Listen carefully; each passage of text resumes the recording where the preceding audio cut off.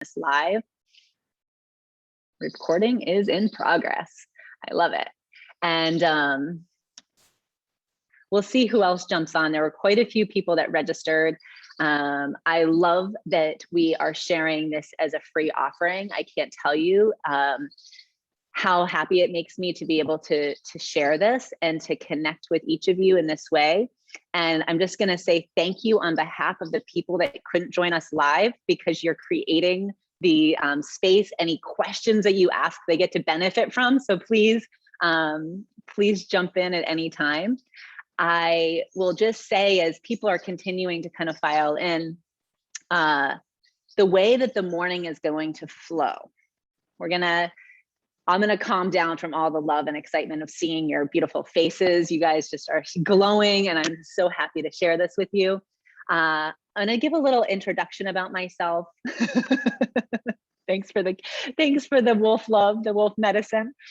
And I'll introduce myself, give a little bit of a background of what Iron and Silk is all about, where this program was born, and then I want to bring it right into a practice and give everyone a connection and really an experience of the Iron and Silk. But first, we're going to just warm up the body and take our time and just start to feel into the silk and really give ourselves some space and time to awaken the rivers within. And then definitely some Kung Fu. So if anyone's kind of curious and excited about the Kung Fu, it's happening today. And it's an opportunity for you to sit back and relax and watch and say, oh, isn't that great? Or for you to fully jump in and engage with me. Totally up to you. So thank you, Iris. Thank you. I'm just receiving some messages and really touched by your presence. Thank you, everybody. So, hey, Eric Johnson, nice to see you. I'm glad you're with us. I like that you're outside. I get like, it's like these portals into each other's reality. So if you're like me, I just walked out of the bedroom, made my way into the kitchen, got myself a nice tea and turned on my computer, and then it's like magic, here we are. So welcome. And I'm gonna hold space for anyone else that decides to jump in, but I really do wanna honor each of you for joining me and coming kind of quote unquote on time, whatever that means, right? And we'll begin with a short centering. I find it's really, really helpful to just honor the transitions from whatever you were just doing to this moment. So you can be sitting, you can relax, everyone just relax. We're not gonna stand and do practice for a little bit. So just get cozy. And if that means that you have your cup of tea in your hand or you wanna lay down, whatever makes you happy and comfortable. If you're seated, just let your hands rest on your lap. Kind of give a little wriggle and feel your sits bones. And then take your tailbone and just gently tuck it under as if you're pointing to the center of the earth. There are nine tiny little like pinholes at the base of your spine that are said to be corresponded to the 100 meeting point at the crown of your head. We want to see if we can kind of align those 2 points and feel that lengthening of the spine. Beautiful. And then gently soften your gaze or close your eyes. Bring the tip of your tongue to your upper palate. And gently feel that energy move down into the earth while simultaneously the top of the crown is lifting up towards the sky. Feel your shoulders melt back and down, lips gently sealed. And take a moment to feel your breath flow in through your nose. And a nice gentle sigh out through your mouth, let it go. Again, inhale, draw the breath in. And a gentle sigh, let it go. Now let your lips be soft and sealed. Feel the forehead soften, the eyebrows smooth. Feel a release behind the eyes as they soften. Take a moment to simply feel your energy settle.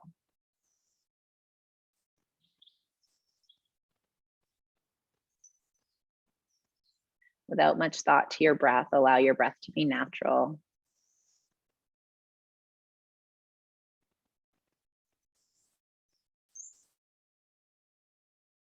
And then for a moment, bring your attention into the center of your palms. Feel where your palms are connected to your lap. And then slowly, as if your mind's eye is tracing the inside of your arms, let your eyes flow, your attention flow up the arms and arrive in your heart space. And as you take a deep breath in, inhale, feel an expansion in the heart space. Feel it expand, fill up. And let out a nice audible sigh. And take a deep breath in. Sigh it out. And inhale, let your hands float up to your heart space in the bow position, prayer pose, Anjali Mudra, whatever you know it as. Relax your elbows, relax your chin. Just take a moment to honor the part of yourself that guided you here. That part of yourself that's dedicated to your own personal evolution. Feel a deep gratitude wash over you. And if you walk with any allies, gods, goddesses, power animals, offer a gentle bow and acknowledgement of their support as you walk through this journey of life. And then inhale, let your eyes flutter open, and exhale, let your hands relax, feel your whole body relax. And here we are. Good morning. Good morning. I see a few more people jumped on. So good to see you. Thank you. Thank you for joining me. The biggest gift we can offer one another is our presence. And I am so happy to share my life's work with you. And I say my life's work has been a deep study, a deep practice of the ancient arts, the martial arts. And at the young age of 12, I was wondering when I would find my teacher. And I remember asking my mother, and my mother just being like, I don't know. I was a gymnast, I was a diver, I was doing all these intense athletic sports that took serious focus and precision. And I just wanted to hone my physical ability. I felt so good when I was at practice and getting instruction from my diving coach or my gymnastics coach, and wanting to, know, should I like bring the pinky in? Should I dial it this much, 45 degrees? Like how? Like, tell me more. And I was that student. I just was yearning to progress to the next level of physical achievement. And I realized that sensation I had when I nailed a gymnastics routine or a dive in diving, or when my team would cheer because I did well, I just felt this value and this connection to self that was beyond what I felt in the rest of my life. I felt so good to have something to work on that was tangible, that I could feel the shift when I would connect with the practice. And so I was that practitioner that, my gymnastics coach would say, okay, if you're going to watch Saturday morning cartoons, because I was like 6 when I started, then every commercial you're going to be doing stretches. And I was there and I was stretching, and I would wait and I would do one stretch for a commercial, and then the next commercial would come on and I'd switch and I'd do the next stretch. And my brother and I remember my family being like, what are you doing? And I'm like, okay, now to the next side. And I'll just say my enthusiasm has not shifted. It has not wavered. The connection that I've felt in my physical body has harmonized and unified my mind and my spirit. And I found that when I would have times where I would step away from my gymnastics or my diving, and later at 17, when I became a very serious martial arts student, when something would happen in life where I wouldn't do my practice, which was very rare, because I'm that person that loves, I love it. I'm constantly in that space of movement. But when I wouldn't, I would feel sluggish. I wouldn't feel good. I would start to be more emotional. And I started to become a student of myself, where I was just like, what is going on? Okay, maybe my friend said this, or maybe that happened at work, but wow, these emotions are kind of out of balance. And then I would get back to the dojo, the martial art training hall, and I'd have an awesome training session, and I'd leave feeling amazing. And so it was such a clear contrast. It was such a clear contrast. And as I continued as a student, very traditional experience of martial arts where I was learning in a dojo with rank, the white sash, as I started at a white belt at the age of 17. I would come in and the highest rank would be by the teacher at the top, and then there would be a line like a snake going all the way down, and then the last person was the tail of the snake. And I remember standing in that spot and being like, okay, like I know absolutely nothing. I don't even know who to bow to. I don't know where I'm supposed to be. I felt this confusion. I didn't know how to even start. And I was just embraced by so much support and love. The higher ranks were there to offer a helping hand, to stay after with me and support me in some of the forms and the sequences, to stay after and support me in other ways. I remember one day I had the huge privilege, a higher rank was like, hey, do you want to stay after class and clean the toilet? I was like, yes, I got asked to stay after. And I'm laughing because I really felt this privilege and being asked to stay after and help. And I realized that it was in that space of service that I felt connected in the community, that I had something to contribute that felt valued. And at that young age, to have something to give when I was such a low rank felt really good. And that feeling of having something to contribute, having something to offer, continued through the ranks. After white sash and yellow sash, I was able to stay after and start helping the white sashes and say, hey, do you need a hand? I remember how that feels. I remember how nervous I was when I started. And so the reason I mention this is because throughout history, martial artists have been people that are drawn to the martial arts are what I've noticed are the people that are intrigued, curious to learn more about themselves, learn more about this physical body, and learn more about like dimensions of self that you may not tap into in your everyday life by just getting up and going to work and being in the roles that you're in. It took me stepping out of those roles and walking into a dojo to connect with a different part of myself that I hadn't met yet. And that's what I want to introduce you to today, is this part of yourself that absolutely exists. This part of yourself, for some of you that may have done martial arts in the past, whether Tai Chi or Kung Fu or Jiu-Jitsu or Aikido or you name it, there's all these different styles. And really, if you think about the styles in the, if there was like a range of really intense combat to really soft looking ancient dance, and if you were to look at that spectrum of movement, I can say with complete confidence, I have been on every little degree of that spectrum. And my intention is to share the essence of all of that with you today. And as we move through the practices today, I can reference, and if you have questions, please don't be shy, put them in the chat. There'll be time to unmute and ask questions for sure.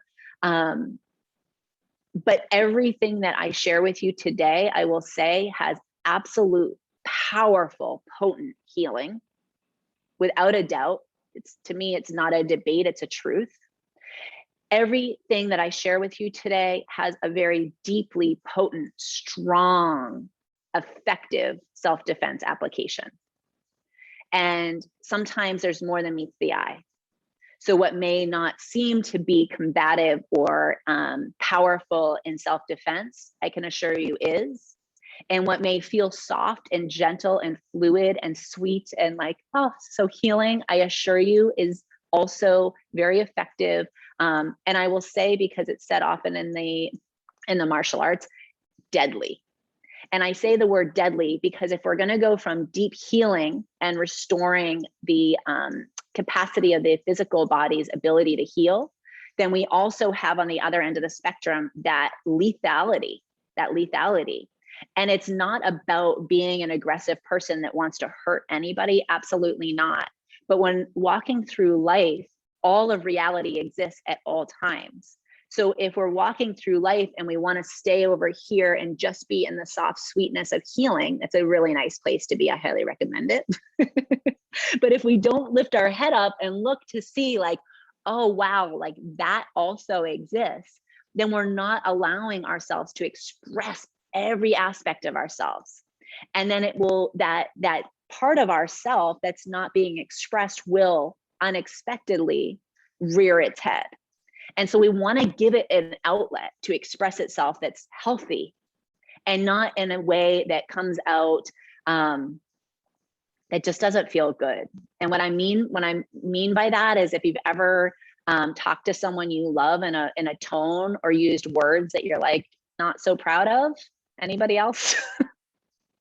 If that's ever happened to you, maybe that's what I'm talking about, where that part of self comes out and it's not when or where you want it to. So in the practice today, we want to release excess fire in a healthy way that can strengthen the body. We also want to soothe the fire in a way that is really nourishing.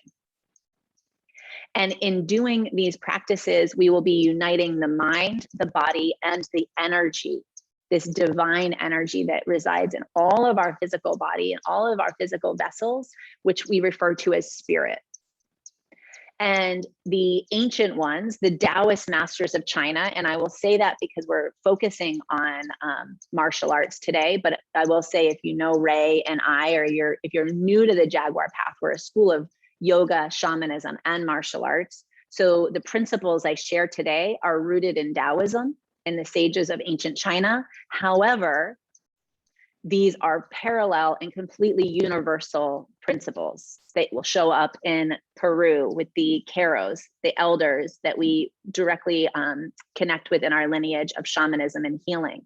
They are completely expressed through yoga and the principles of Ida and Pingala and the yin and yang that we talk about in yoga practice, and so on and so forth. We see it in the Native Americans here in, or I'm not here now, in North America, in the United States. And I'm in Costa Rica. I've got to remind myself. So I'm going to start us out with a practice of foundational exercises. And a dear friend who's with us today has been intrigued by the 8 treasures. So I'm going to be sharing a little bit of the 8 treasures today. And the 8 treasures, thank you, Tiffany.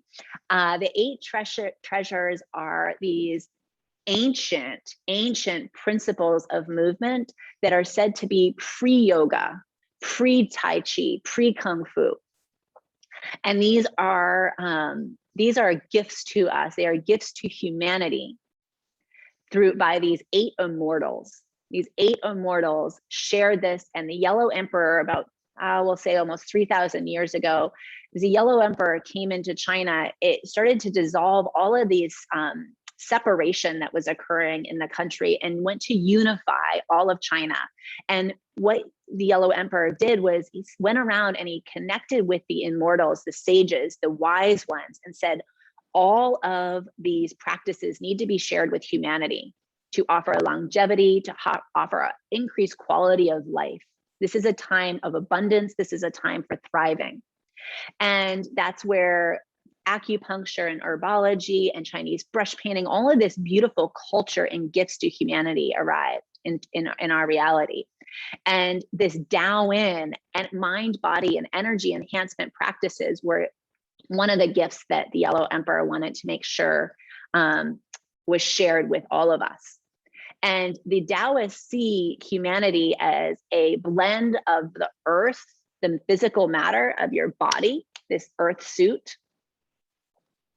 this physical reality of earth, Mother Earth, blended with the heavens, the energy of the masculine, of the divine light from above.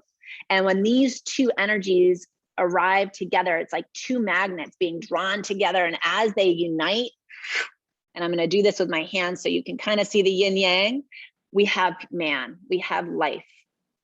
So we have spirit of the heavens, of the divine way of the cosmos, and we have the physical body of earth.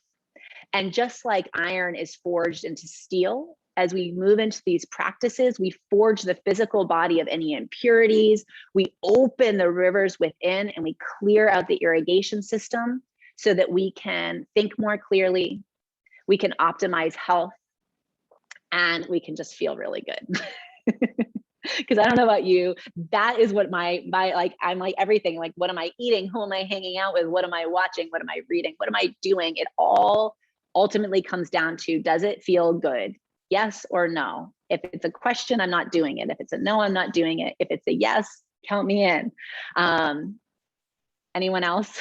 It's like, let's enjoy this life. Let's engage with life. And let's tap into this ancient wisdom, this indigenous wisdom that was meant for us. And it's primitive, it is intuitive. So everything I share today is not some far off concept that you need to reach outside of yourself to attain. This is within your DNA, waiting to be awakened, asking, yearning to be expressed. And so let's enjoy this ancient practice together. Before I begin, I'm going to pause for a moment. I'm seeing so much love.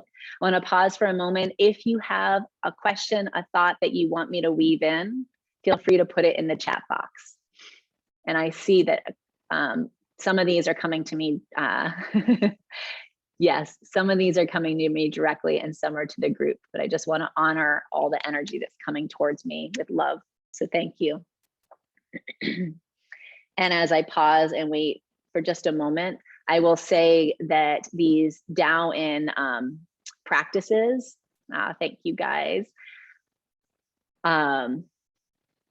This is kind of cool because it's like these ahas, these Taoist practices of really actually strengthening the body to be able to hold more spirit. It's like download more of your spirit into your physical body. Your body has to be strong enough to receive it.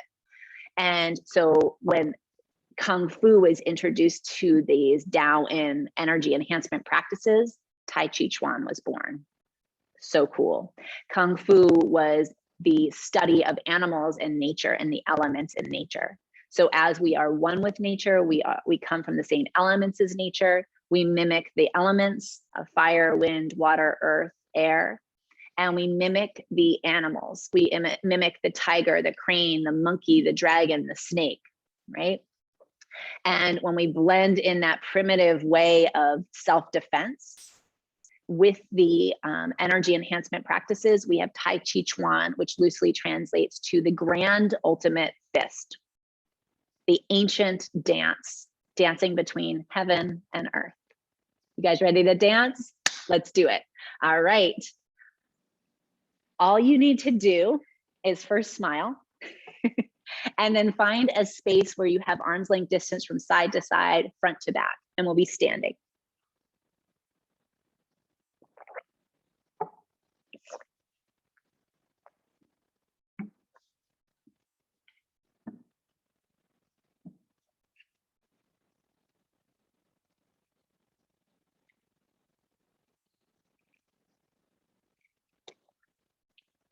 Right.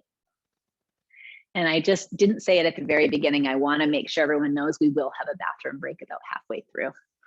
But if you need to at any time, feel free to take care of yourself, your physical needs, and know that this is recorded. So if you need to step away for any reason, you always will have the recording to reference.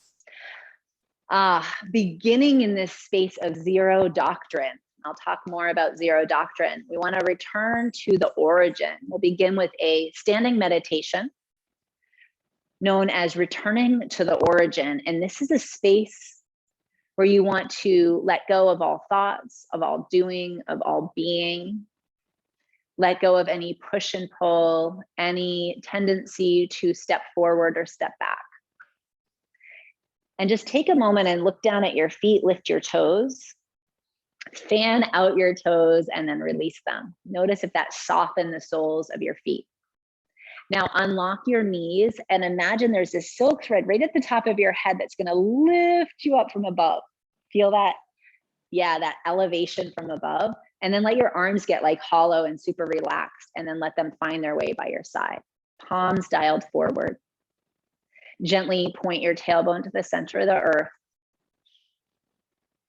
Let your eyes soften. Feel the tip of the tongue rest on the upper palate, right behind the teeth without strain. And as you release your next breath, feel a release through your face, through your neck, through your shoulders. Feel it cascade down your arms. And now that you've found your alignment, feel your whole body relax and soften. Your knees are unlocked. Returning to the origin, harmonizing with the vibration of the universe. Returning to your true nature. Feel yourself begin to slow down the breath as you inhale through your nose. Feel a gentle sigh as you release the breath.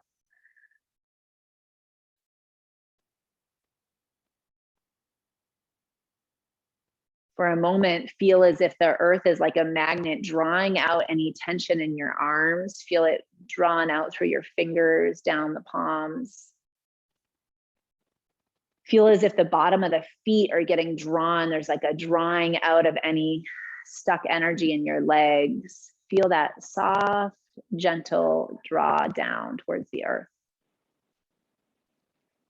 It's like your whole body is draining. And now on your next inhale, inhale and feel a lightness. Your whole body is being drawn up to the heavens. Feel a magnet drawing the top of the head up, up, up. Feel the bones separating from the joints as that upward rising energy draws you up. It's a nice soft upward feel. Feel your heels almost rising. And then as you exhale, feel your heels return. Very subtle. And now feel that gentle magnetism from the earth will simultaneously, you feel the magnetism from above and allow your body to become taut, gently drawn away from one another, from the top to the bottom.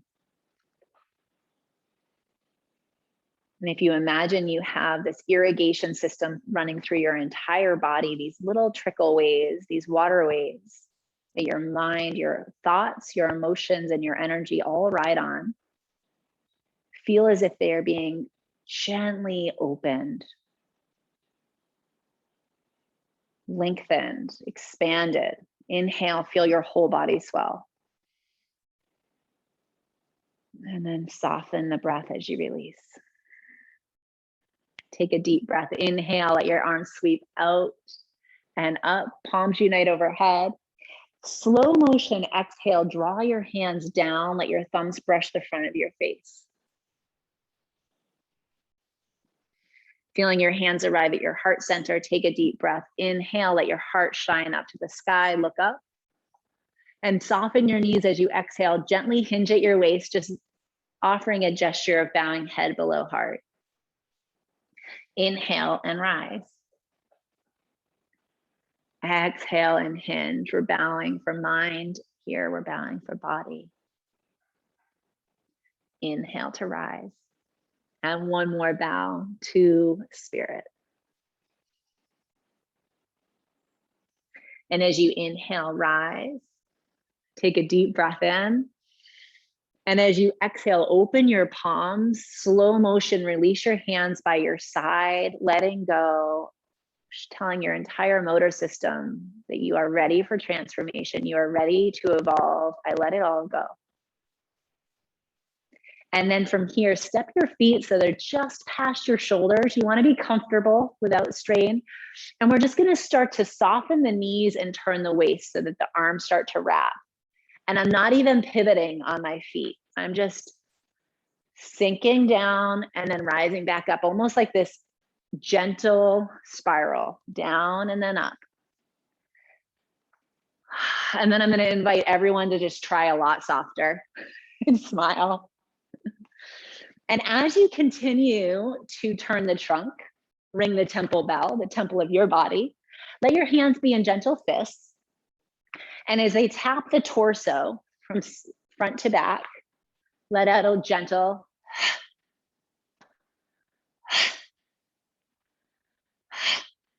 Nice. Now continue this motion, finding your own rhythm. Notice that I'm sinking down and then rising back up. Let your arms start to tap a little higher in the back and the front.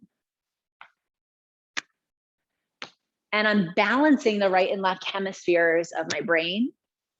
I'm balancing the right and left sides of self to harmonize yin and yang, masculine and feminine, stillness and movement.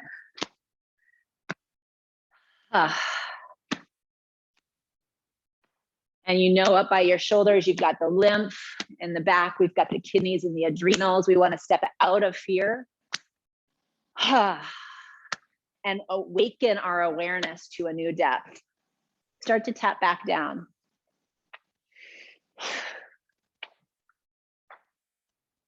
And then slowing it down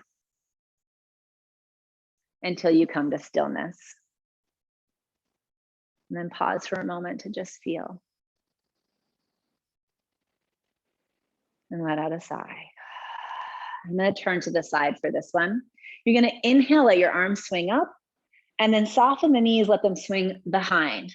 So up and back. Notice my heels. The swing of the arms are lifting my heels. And this is perfect. You can stay just like this with an H sound on the back swing. A passive inhale up, an active exhale back. We're exchanging the energy in the body by changing the rhythm of breath. Okay, if you want a little bit more vigorous, you're gonna jump. What? And try to keep it light. Remember, try softer.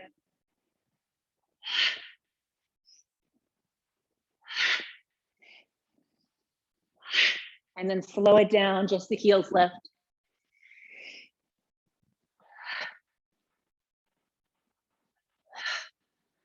And then let your hands find their way by your side. Notice the shift in your energy. Pause and feel.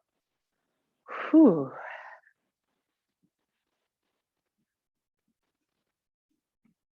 Notice the sensations. Notice the mind. And actually, for the mind, take a deep breath in. Let's bring the hands up overhead, palms to the sky, draw the fingers back, opening the stomach meridian. This is a big one. Press down through your feet, lengthen up. I'm feeling some of you guys. Let's clear the mind, okay? Turn the palms, exhale like a coffee press. Let all those excess thoughts, that chatter, clear it. We want to return the energy back to the lower dantian. We're going to boost our immune system, strengthen our resiliency. I don't know who that was for, but let's really try to stay out of the thinking mind and stay here and now. There's nothing else to do, nowhere else to be. This is your gift to yourself. Connect with this ancient wisdom. It's going to change your life, okay? So take your left hand across. I'm gonna come a little closer and we're gonna tap the side here with coming right up under the armpit. Let's clear out those toxins. We want to awaken the lymph, get that moving. The flat part of the fist is tapping. I'm going to come all the way down and then come up. You want to feel it. It shouldn't hurt. Okay. If it feels a little tender, your body saying, tap me longer to the inside of the arm. To the outside of the arm. Back of the shoulder. And then take that hand and smooth it out. Yeah, wash it away. Other side, ready?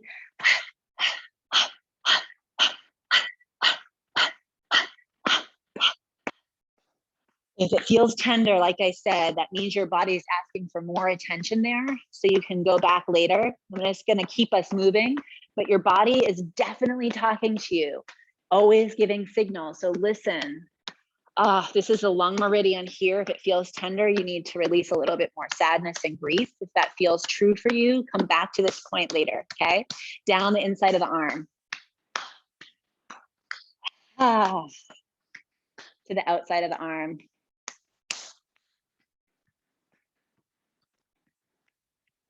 And then take the hand and smooth it out. Notice the yin and yang.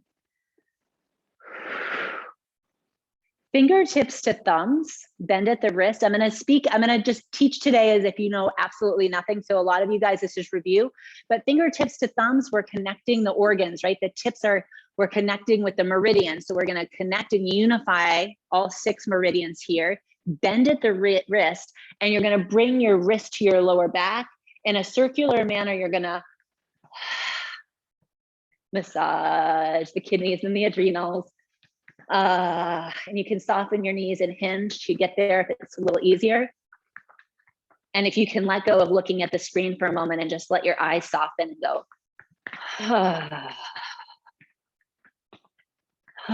This is a really nice way to help release excess energy that gets stored in the adrenals by over movement, over activity, that adrenal fatigue, right?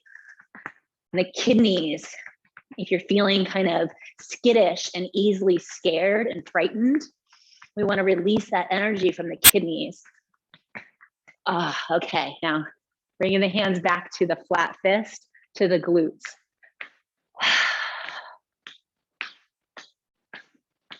The whole surface area. And think about it. What do our tushes do most of the time? We sit on them. They need a little bit of extra attention. Let's take it to a forward fold. Soften your knees. Tap down the back of your legs, opening the bladder meridian. Come to the inside of the legs. Gently tap all the way up. And we're coming into the hip crease here, again, connecting with the lymph. Coming into this femoral artery, you're gonna bend and straighten. Now, we still have that magnetism from above lifting you up. Feel that elevation from above. And then as you come up, let your heels rise. And I'm gonna come to that side. I'm giving a little rock. And this may get some movement happening that gets released in one way or another. Sometimes through tears. For me, it's sweat a lot of times. It might be released in gas. But feel that heel tap.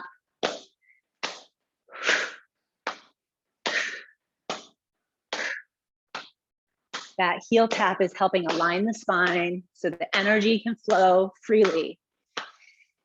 It's releasing any like calcium plaque that gets built up in the vertebrae. It's like we're flossing the spine. And then slow it down. And then slowly open your hands and pause to feel.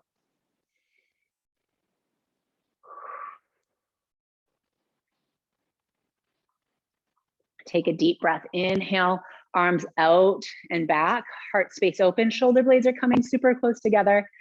Imagine I have a harness on your chest. You're going to get lifted up. And now soften your knees, dial your thumbs all the way forward. Keep rotating until your palms are facing up. You're massaging, you're wringing out the shoulders, you're wringing out the muscles in your arms. Feel it without strain, without pain. Relax your chin. And now inhale, dial the thumbs all the way up and back. And now the pinky's reaching up, the thumbs are trying to dial back and look up. And then soften your knees, dial the thumbs. Wring out the arms. And the palms are facing up. Lift your hands a little higher. And then this time as you dial it back, feel the pinkies rise. And then release the hands by your side. Big shoulders, rolls up, back and down. And you're gonna notice that my whole body is moving. I am not just isolating the shoulders. You see that kind of like S shape. And I'm letting my heels rise. And let's bring it forward. This is like that inquiry and curiosity, like how are the inside of my shoulders? Beautiful. And now the hands come out, in towards one another, down, and back out. And then reverse that.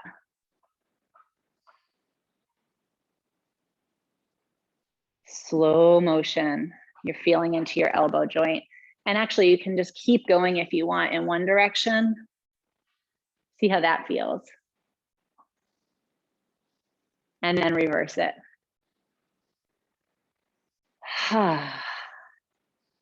Now, a reminder, we're still in the foundational exercises of Dao.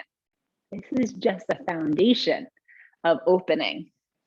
Okay, hands unite at the heart, interlace fingers, relax your elbows, and figure eights in your wrists. Relax your chin, soften your eyes, and give a good and reverse the direction, which is easier said than done.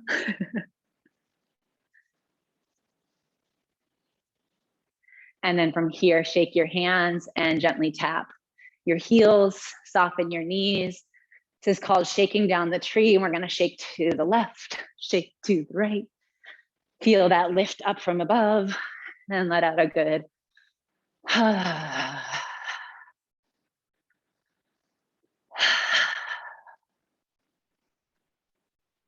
and then slowly let your hands come down. Hands come to your back, fingers face down. Shift the hips in a nice circle. And notice as you're circling the hips, the bottom of the feet are being massaged. Again, awakening those energy centers throughout your body. And reverse the direction.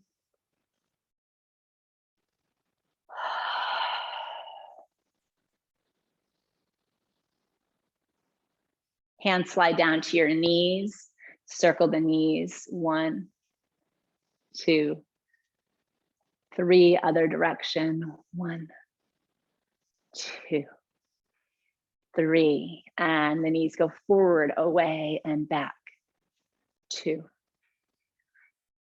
3. And reverse out, forward, and back. 2, and 3. And hands to the hips, shake out one foot, lift that knee up high, release it. If you've got a table or a stool, we're gonna circle through the ankles, other direction, maybe a wall. Set yourself up, there's no need to struggle. Point the toe, flex a foot, and then shake it out. Step, shift, bring it up, circle, other direction, and point, flex, and shake. Pause for a moment and feel the rivers within open. Feel yourself, feel your breath, and take a deep breath in and sigh it out. Okay, beautiful. You can stay where you are and just feel yourself relax. I want to take a moment. I'm going to come forward. I want to take a moment because before we go into the Tai Chi and the Kung Fu, now that our bodies are awakened, I want to share a concept that was part of our introduction to a new martial arts student. It's called the 3 circles of awareness, or sacred boundaries. So you can, if you want to take notes, you can, and if you want to do whatever you want. Lori, I'll tell you when we're going back to movement, which will be relatively soon. 3 circles of awareness. This is what we all walk with all the time. And what I'm going to say is kind of like, I want to say it's common sense, but it's nice to, it's like being reminded to eat your vegetables, right? It's like, it's always good to have someone remind you.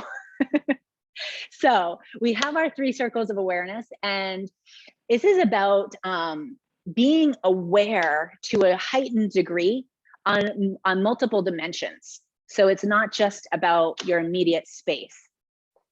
And when we become aware of our environment, we are basically, in a nonverbal way, saying to ourselves, I value you, I love you, you are worth protecting, you are worth my attention.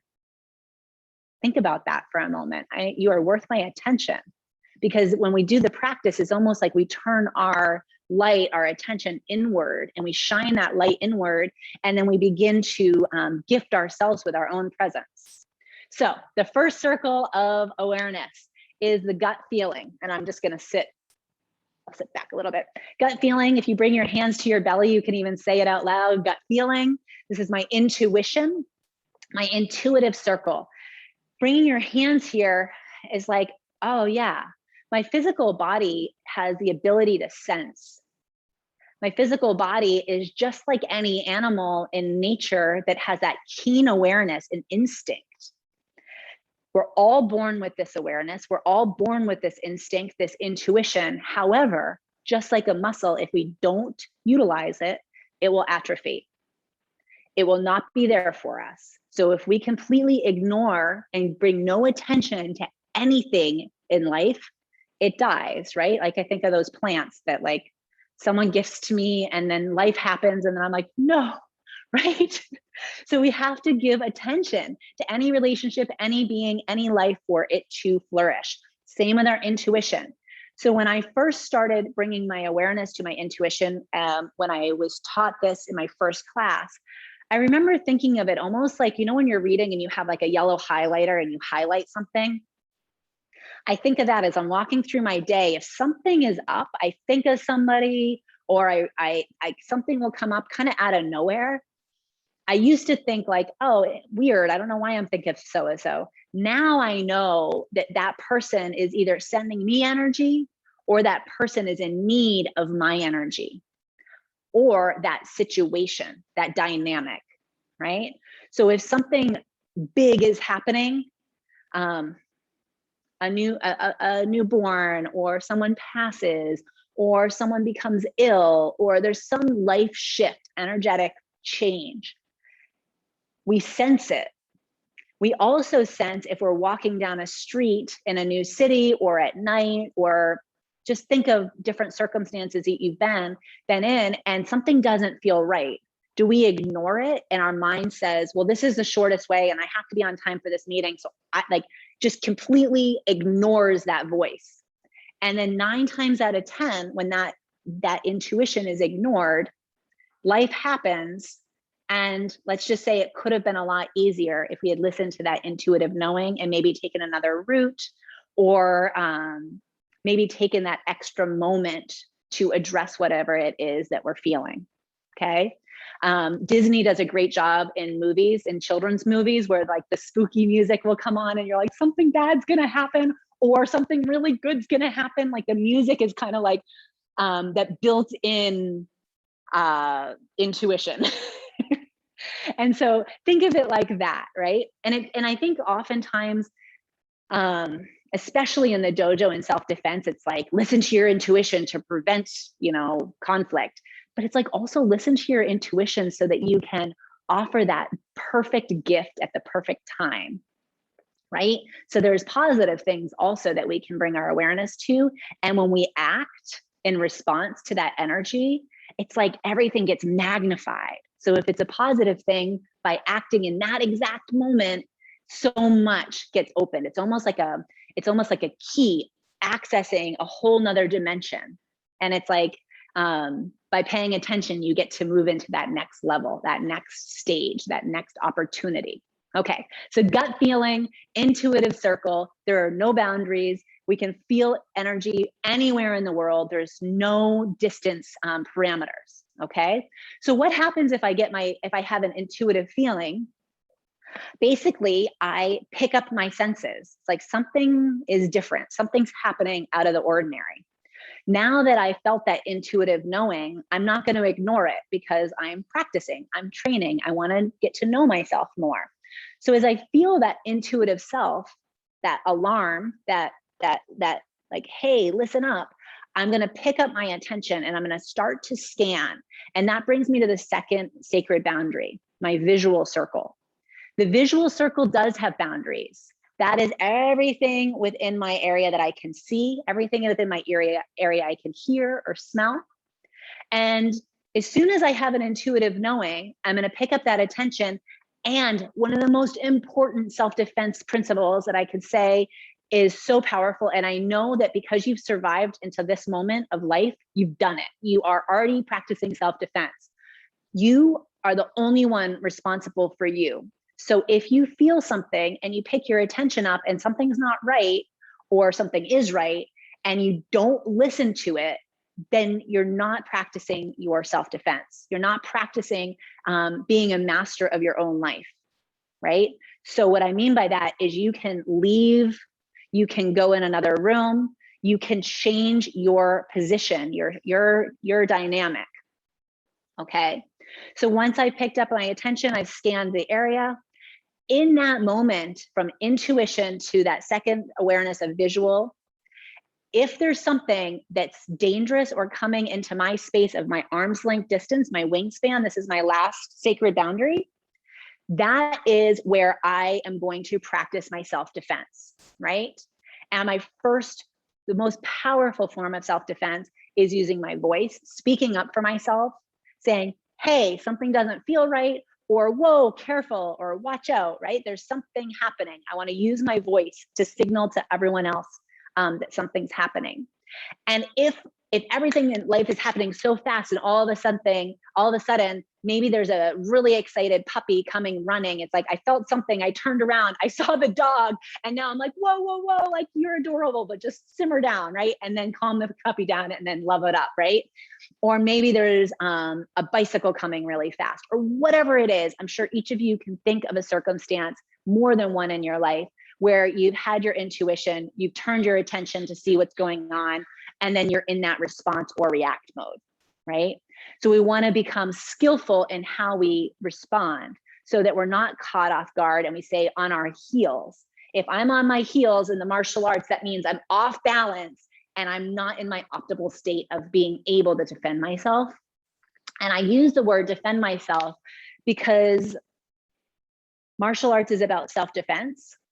And in Hollywood, in movies, defending myself looks like really flashy and there's a lot of high kicks and hi-yas. Yes. Thank you. Yes. And self-defense is not just about the hi-yas and the kicks, which feel awesome and are fun. The self-defense is about protecting my mind from my own thoughts, protecting my mind from the influence of others, protecting my entire being from negative, unhealthy environments, whether that's chemicals, whether that's bad attitudes, whatever that is. Self-defense is eating well so that I'm providing the energy and the nourishment that my body needs. Self-defense is being aware of what I'm watching so I'm not influenced by negativity and heavy energy that is going to influence my vital energy. Right? So notice how you feel after watching a show or listening to a podcast or hanging out with someone. Notice how you feel after you eat something or you go somewhere. Every exchange of energy in life is either bringing you closer to health and harmony and oneness, or bringing you out of balance. And that's where we have the yin yang.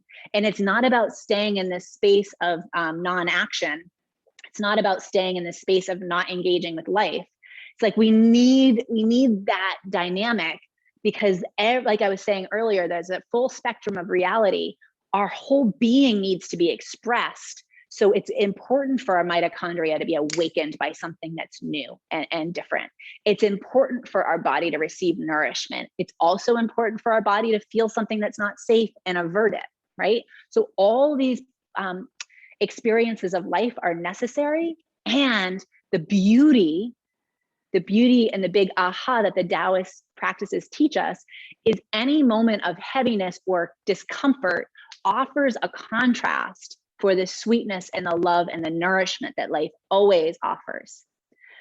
So when we're feeling into the practice today, if I push you into a place that feels a little uncomfortable, know that on the other side of that, there'll be the contrast of being like, oh, it feels so good to not be in that deep horse dance or whatever, okay? So 3 circles of awareness: intuition, visual circle, and your arm's length. So we'll move back into the practice, and as we're practicing, just be aware of all those parts of self softly in the background, okay? And I'm seeing we're gonna go into a practice of Tai Chi and Kung Fu. And then I'm gonna give you guys a bathroom break at the end of that, which will be about a half hour or so, okay? So take a step back, and I'm seeing I'm seeing you guys. It looks great.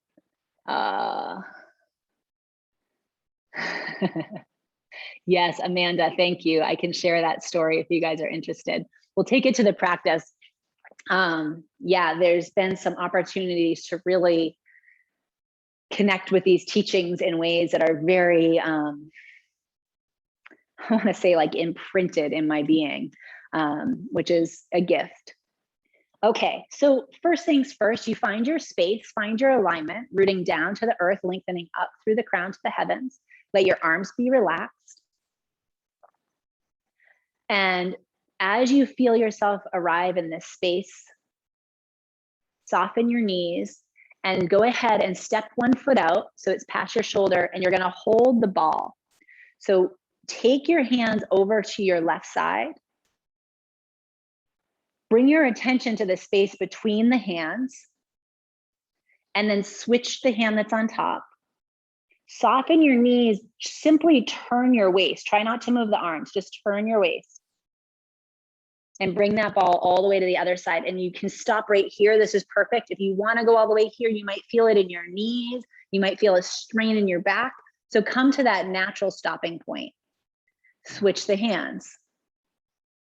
Now shift and turn the waist, coming from one side to the other.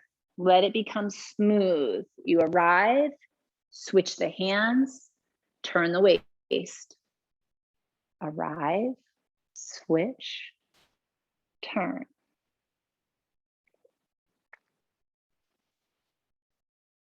And now soften your gaze, let go of being in the perfect harmony with me. Just let yourself feel, wave hands like clouds. Let your breath match your movement.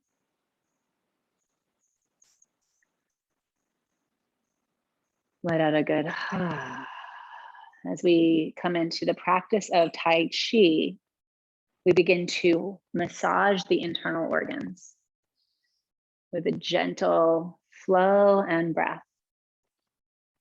Now see if you can just soften, and it's like you're trying even softer, let yourself become a little bit sloppy. Notice that my top hand is super relaxed. The wrist is not rigid in any way. And as I continue to flow, you may pick up the speed, remembering that slow is smooth and smooth is fast. See if you can sway and turn.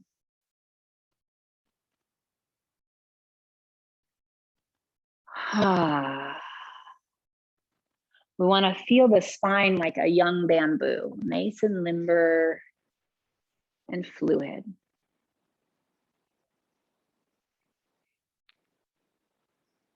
Keep flowing.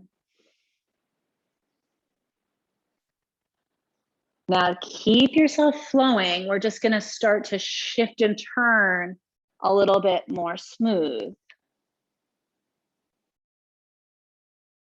And I'm not going to try to force anything. I let the energy like sway and then sway back, like swishing from one side to the other. Imagine your body as a container of water. Let that water swish and then sway back. And then start to see how it feels to pick up the pace without losing that smoothness. Maybe you don't turn as far.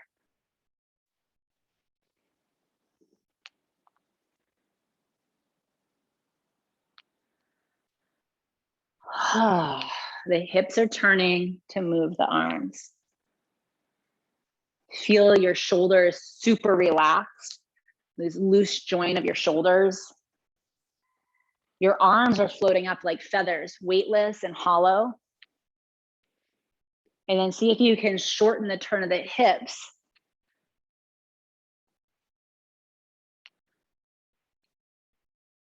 Don't forget to smile. And I'm gonna just, for those of you that wanna stay with me, I'm gonna just start to tighten that turn a little bit more.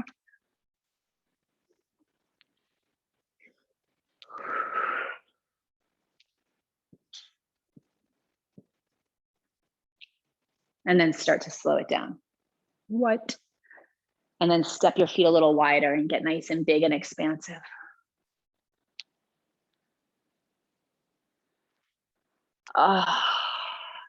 Let your hands be open. I'm going to come back. Let your hands be open to the front, like you're rinsing the palms of your hands with the particles of air, the water that's in the air.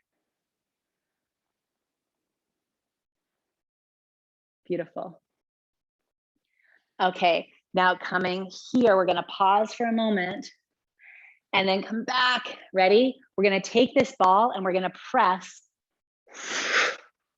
all the way up. From your heel to your hands, I'm drawing my fingers back. My palms are pressing overhead, as close to a straight line as you can get. And imagine the top of your head, you're like shooting out a light beam from the crown of your head to where the wall meets the ceiling. Now let your hands sweep low, shift back, big circle, and then press again. Soft inhale, active exhale. Yeah. Feel the legs. 3 more. 1, 2, and 3. And then wave hands like clouds. Slow and gentle. You got it. Okay, come back through center, pause for a moment, hold the ball, ready? We're gonna inhale and then both hands press. Just hold it for a moment, shine through the crown of your head, reach through that back heel, yeah. And hands sweep low and then straight line. Release and exhale. You got it.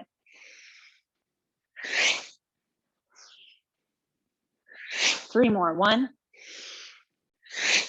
2, look where your hands are shining. And 3. And then back to wave hands like clouds. And you'll notice I kind of bring my feet a little closer under. And let yourself stay soft in this space. Okay, I'm gonna show this facing forward and then I'm gonna turn my back so that you can see it. We're gonna wave hands like clouds, but watch this, as my left hand scoops low, my right hand scoops low, and then I'm gonna extend.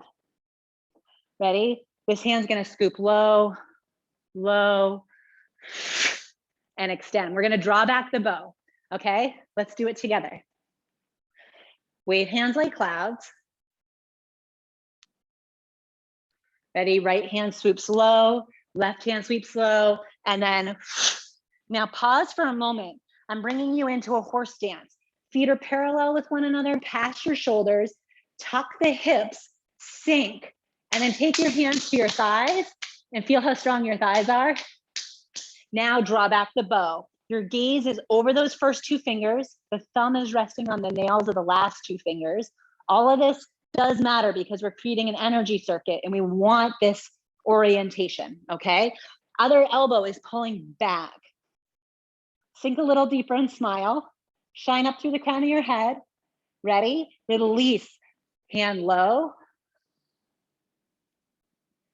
And ready, left hand scoops low, right hand scoops low, and drop. Smile. Shine over those first 2 fingers. And then we're just gonna go right into it. Ready? Scoop, scoop, draw. Left hand, scoop, right, and extend. One more time each side. Scoop, scoop.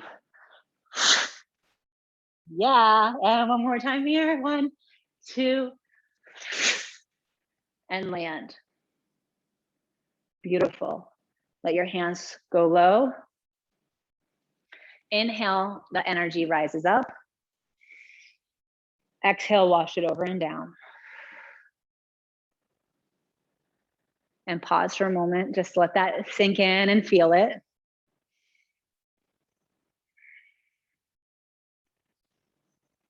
Beautiful.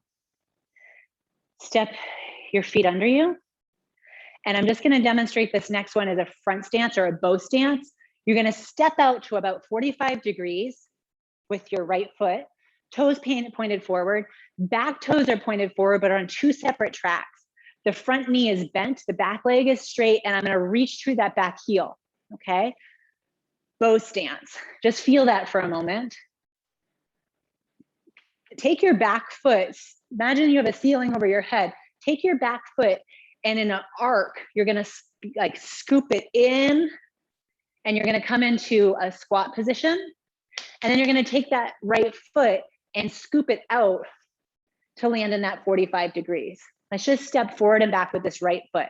Ready, step it back. Step it forward. Back.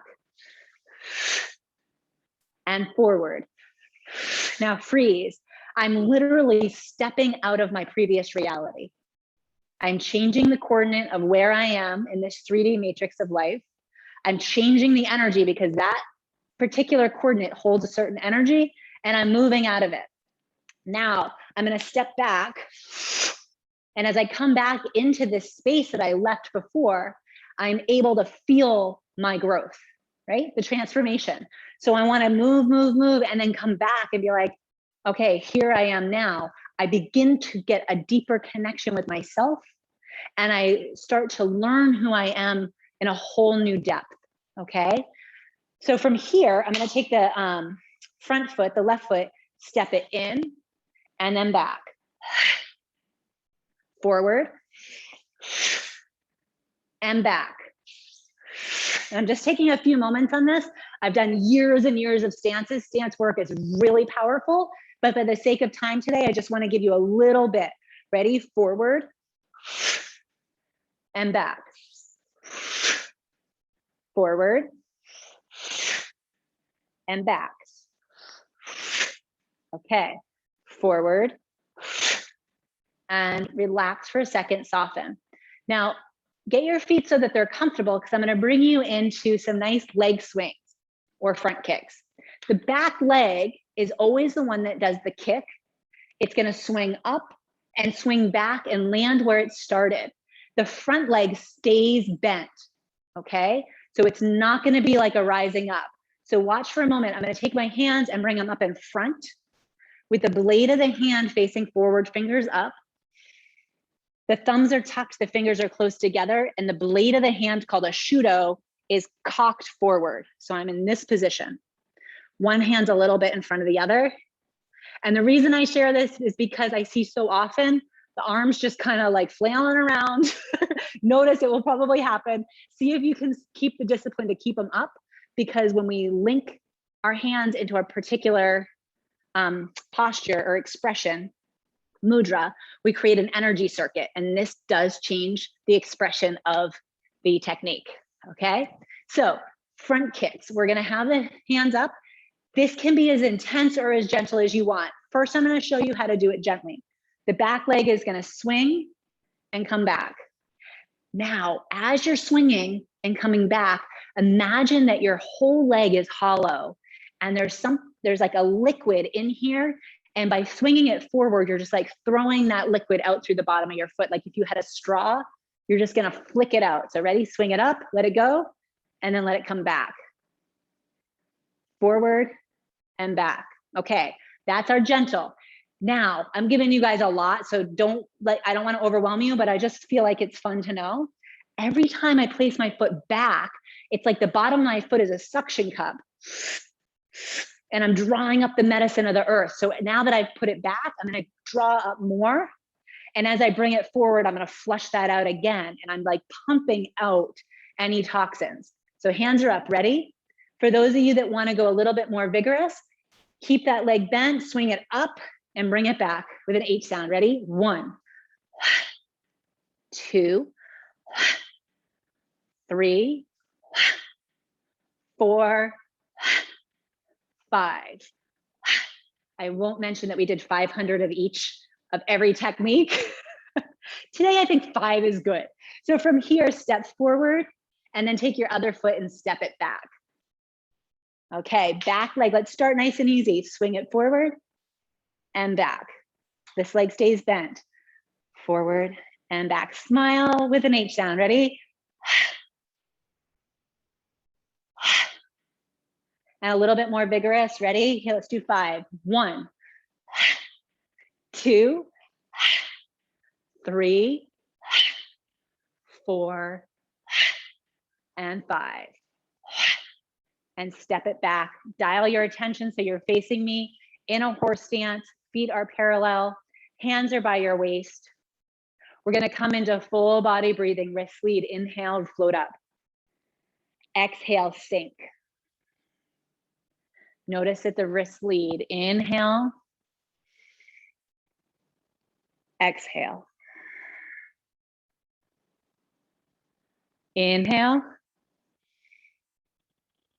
And exhale. Out to the side. Inhale, expand, open your heart. Exhale. Inhale. Slow it down. Exhale. In. And out. Up is 1. Down is 2. Out is 3. In is 4. 1, 2, 3, 4. Up. 1, 2. Whole body. 3, 4. In. Out. Inhale. Exhale. 1, 2, 3, 4. 1, 2, 3, 4. Yeah. 1, 2, 3, 4. 1, 2, 3, 4. 1, 2, 3, 4. 1, 2, 3, 4. 1, 2, 3, 4.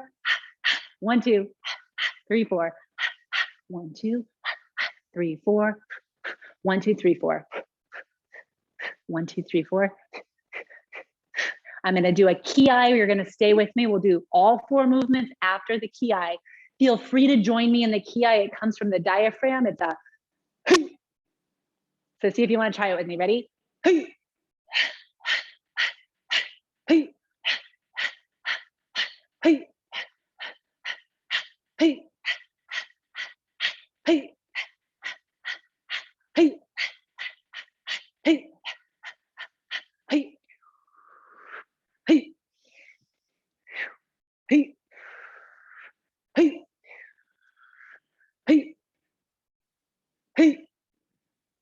Hey. Hey. Hey. Hey. Ah. Walk your feet under you. Let your hands shine forward. Soften your gaze and come within. Notice the movement within.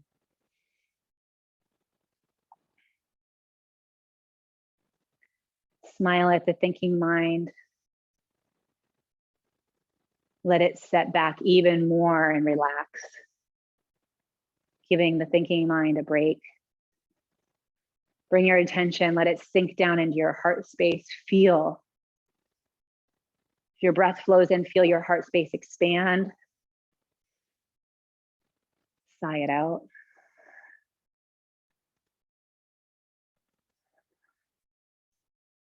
Step your feet so they're under you. Inhale, let your arms float up.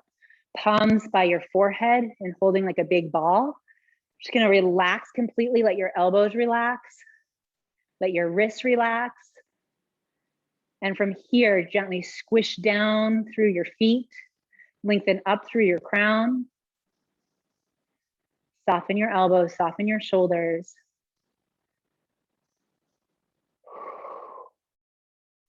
Slow motion, your arms sink so they're in line with your heart. Holding that big ball, soft, gentle.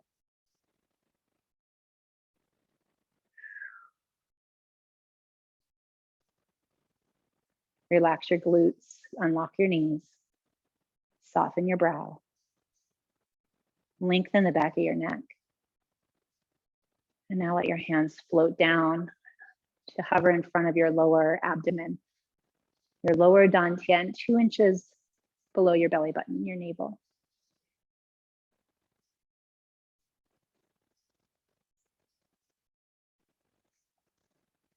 Let your hands gently float in around the sides, come around the back. Let your hands just flow down and pause. Now inhale, let your hands slide up your lower back around the kidneys. And let your hands hover again by your lower dantian. And then as if your hands were just floating over a wave and then sinking in the water, let your hands arrive by your side and pause. Tongue resting on your upper palate, connecting governing meridian with conceptual, feeling the yin and yang within you harmonize, united. Feeling yourself standing between the heavens and earth in the grace of all being. In this space, you are safe, you are loved, you are admired. In this space, in this moment, feel your divine nature shining within you. Take a nice, smooth breath in, expand that feeling. Let your arms float up because the divine nature is filling your arms. And then exhale, here I am. Inhale, hands flow to your heart and the prayer pose and a gentle bow, thanking your mind, your body, and your spirit. And you're welcome to stay where you are. You can come closer. I think I'm probably sweating more than anybody. Oh my goodness, I love this practice so much. Over 20 years of daily practice and I can't get enough. Just can't get enough. I am soaked. I don't know if you guys can see it. Feel free to soften into this space that you have within you and kind of softly listen. If you're like, I'm hungry, I want more. Let me come to gallery. I want to see you guys. Feel free to wave and get my attention. Or unmute yourself or send a chat, whatever you want. This is our space. This is our time. We co-create together. Without any have-tos, just be. If you're inspired and want to write in the chat, I would love to hear on a scale of 1 to 5, if you feel a shift. 5 is like, I feel an absolute shift. 1 is like, I don't really feel anything, but that's cool. If you're feeling a shift in a positive direction, I got a triple 5 from Jen. I'm going to give myself a 5, but I can't tell if it's the movement or you guys. Thank you, Eric. I saw that 5. I've got 2 Erics today. I think. Okay, cool. So we're getting a lot of 5s. And if that's not true for you, that's okay. That's your truth. Just because someone else felt the 5 doesn't mean that you're going to. So the cool thing is we're not even halfway done yet. We still have so much more magic. I wanted to pause and give you guys a moment to connect with me if there's anything you want to chime in from our practice. And I'll keep talking. I'm seeing some definite 5s, lots of 5s. If you're not sweating, it might be because you're not in Costa Rica. I'm looking at you through like this little square you are on my screen.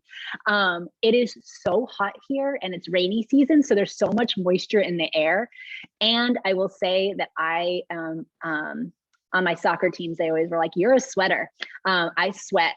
So that's the way that I release. I've met people that like through the practice, and I've experienced it too, is like, I'm practicing, I don't have anything to be sad about, but sometimes tears are just rolling down my face is an energy release. Sometimes I'll feel a lot of warmth or a lot of cool or different sensations. I'm so glad to see 5s. I'm glad. And awesome. Totally, Carol, totally. I wasn't looking for 5s. I'm glad that there's 5s because that means you guys are shifting, but I was really genuinely like, what are you feeling? There is so much to share. And I say this because for over 20 years, I've been practicing the martial arts. And I think it was like 3 weeks ago, I was doing the Tai Chi form. And I was like, Ray, I was so excited. It's like, my kick is different. My leg went to a whole nother expression. And I was like, okay, over 20 years and I'm still excited about my technique changing. And to me is like, I have not got bored yet, and I get bored easy. I don't know if there's anyone else. Like, I get bored easy. I need to be engaged. I like to feel, I like to feel my, I feel like to feel productive, and I like to feel my progress. It's important to me. I don't want to waste my time. And so as I say that, a big part of my training was meditation. And at 17, sitting still in meditation is not easy. I don't know if it's ever easy, but I'll tell you, it's really not easy for me at that age. And I want to share a little bit before we take our bathroom break in about 5 minutes. I began being a student of this nature-based martial art in Maine. And the first year of my training, I had gone to college. I had traveled abroad. I had been in Australia and New Zealand. I had missed the Maine winters. If anyone knows what I'm talking about, Maine winters are intense, but I grew up there. Yeah. I grew up there. So I'm like, I'm a hardy Mainer. Like, I'm proud of that. Like, that's, if you're from Maine or from New England, you're like proud of that, right? It's like, yeah, I'm rugged. I can handle this. I think the universe was like, I got graduated to Costa Rica. I'm not complaining. I love it here. So I come back to Maine, and at this point, I was 19, and I felt like I am so ready to dive into this training to the next level. Like, I want to become a disciple. A disciple means like a deep practitioner year round of the martial arts, kind of like the Karate Kid to Master Miyagi, right? Like, what do you want me to do? I'll do anything. So I did. I started my discipleship at the age of 19. I moved in to a house across the street from the 30 acres dojo. There was 30 acres behind 2 dragon gates. And these dragons represented the protection. In China, the royalty had the spirit of the dragons that would protect them. They said that dragons were heaven's horses, and there are allies that protect us. And so the dojo was protected by these dragons. And in the dojo were 5 horses. And I got to start taking care of 5 horses, which meant taking down and putting up electric fences like every day. I mean, I don't know if it was a joke, and the masters, like the people that were teaching me, just got a kick out of watching me take down one paddock and putting up another. I mean, it was like I would be running from work and college classes and martial art classes, quickly taking down one fence, putting up the next, taking one down. And at first I was dropping poles. I couldn't get the mallet to get them in the ground. I couldn't connect the wires. I mean, it was a mess. And sometimes I'd have one friend that would help me, but she had a son. And I always felt like right when it was time to do the fences, her son needed her. She needed to make him lunch, or she had to go do something for him. And I remember being like, I wish I had some reason I could get out of this, but I've made this commitment. So here I am. Long story short, just like I showed you, wave hands like clouds, when I got to a point where I knew how to do it really slow and not clumsy, and I got my system down, it got to the point where I could literally run and take I would roll up all the wire, all the electric wire. I would run and pick up all of them, and I'd put them in my hand. And then I'd run across the 30 acres to the next field, and I would put up the other one. And I would all of a sudden find myself in the dojo, sitting in meditation, waiting for class to start. And I remember realizing, I was so busy in it. I remember realizing, oh my gosh, this is like the Karate Kid. I am learning so much martial arts by doing this simple practice of putting up and taking down fences, which I will say I had some not my favorite tone towards some of the people I really respected and loved that were my teachers. I was just like, like, why are they having me do it now? Like, class starts in a half hour. There's no possible way I'm going to be able to do this. And then I'd be like screeching into class, like the last minute, sitting there with my heart pounding in meditation, ready for class to begin. And I say that because I believe that this is my journey, but I believe that's true for many of you in your professions. And I want you to think for a moment, if you have some age, if you've lived some life, if you think back to your younger years when you were starting your profession, or you were starting a new project or starting a new position, when you were fumbly and awkward and like nothing was happening. And it was just like, if anyone looked in on you, it was just like, I've got this, or like whatever it is that you were trying to get. And then through that forging through those moments of difficulty or challenge, all of a sudden a year passes and like you're really awesome at your job. Does anyone relate to what I'm saying? Right?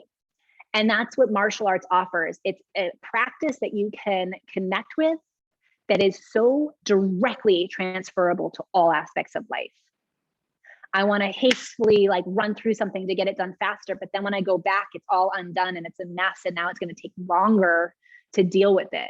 And then rather, if I had taken my time and been methodical and systematic, all of a sudden those systems that are in place allow for that slow system allows for a smoothness, which then brings into the speed. And if we can do something slow and smooth, we can accomplish it with great accuracy, precision, and like out of this world speed. And those moments where you're like, I have no idea, but I just defied time and space. I know we've all done it. If you're a parent, you've definitely done it. Just like, what? And then all of a sudden you're sitting and you're like, how did all that happen, right? Okay, I'm seeing some messages come through. I would love to share more. I love it. Northern Minnesota.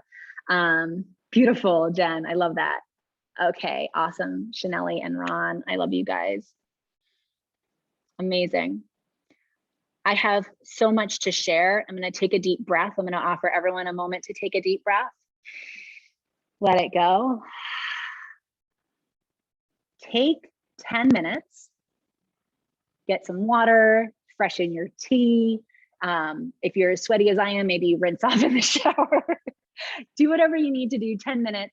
We'll be back at it in 10 minutes to dive into the second part of our workshop together. If for some reason you're not able to stay for the whole time, you'll get the recording tomorrow. So you'll receive the recording tomorrow. So not a worry. Okay. I hope you're with me because I love to see you in 10 minutes.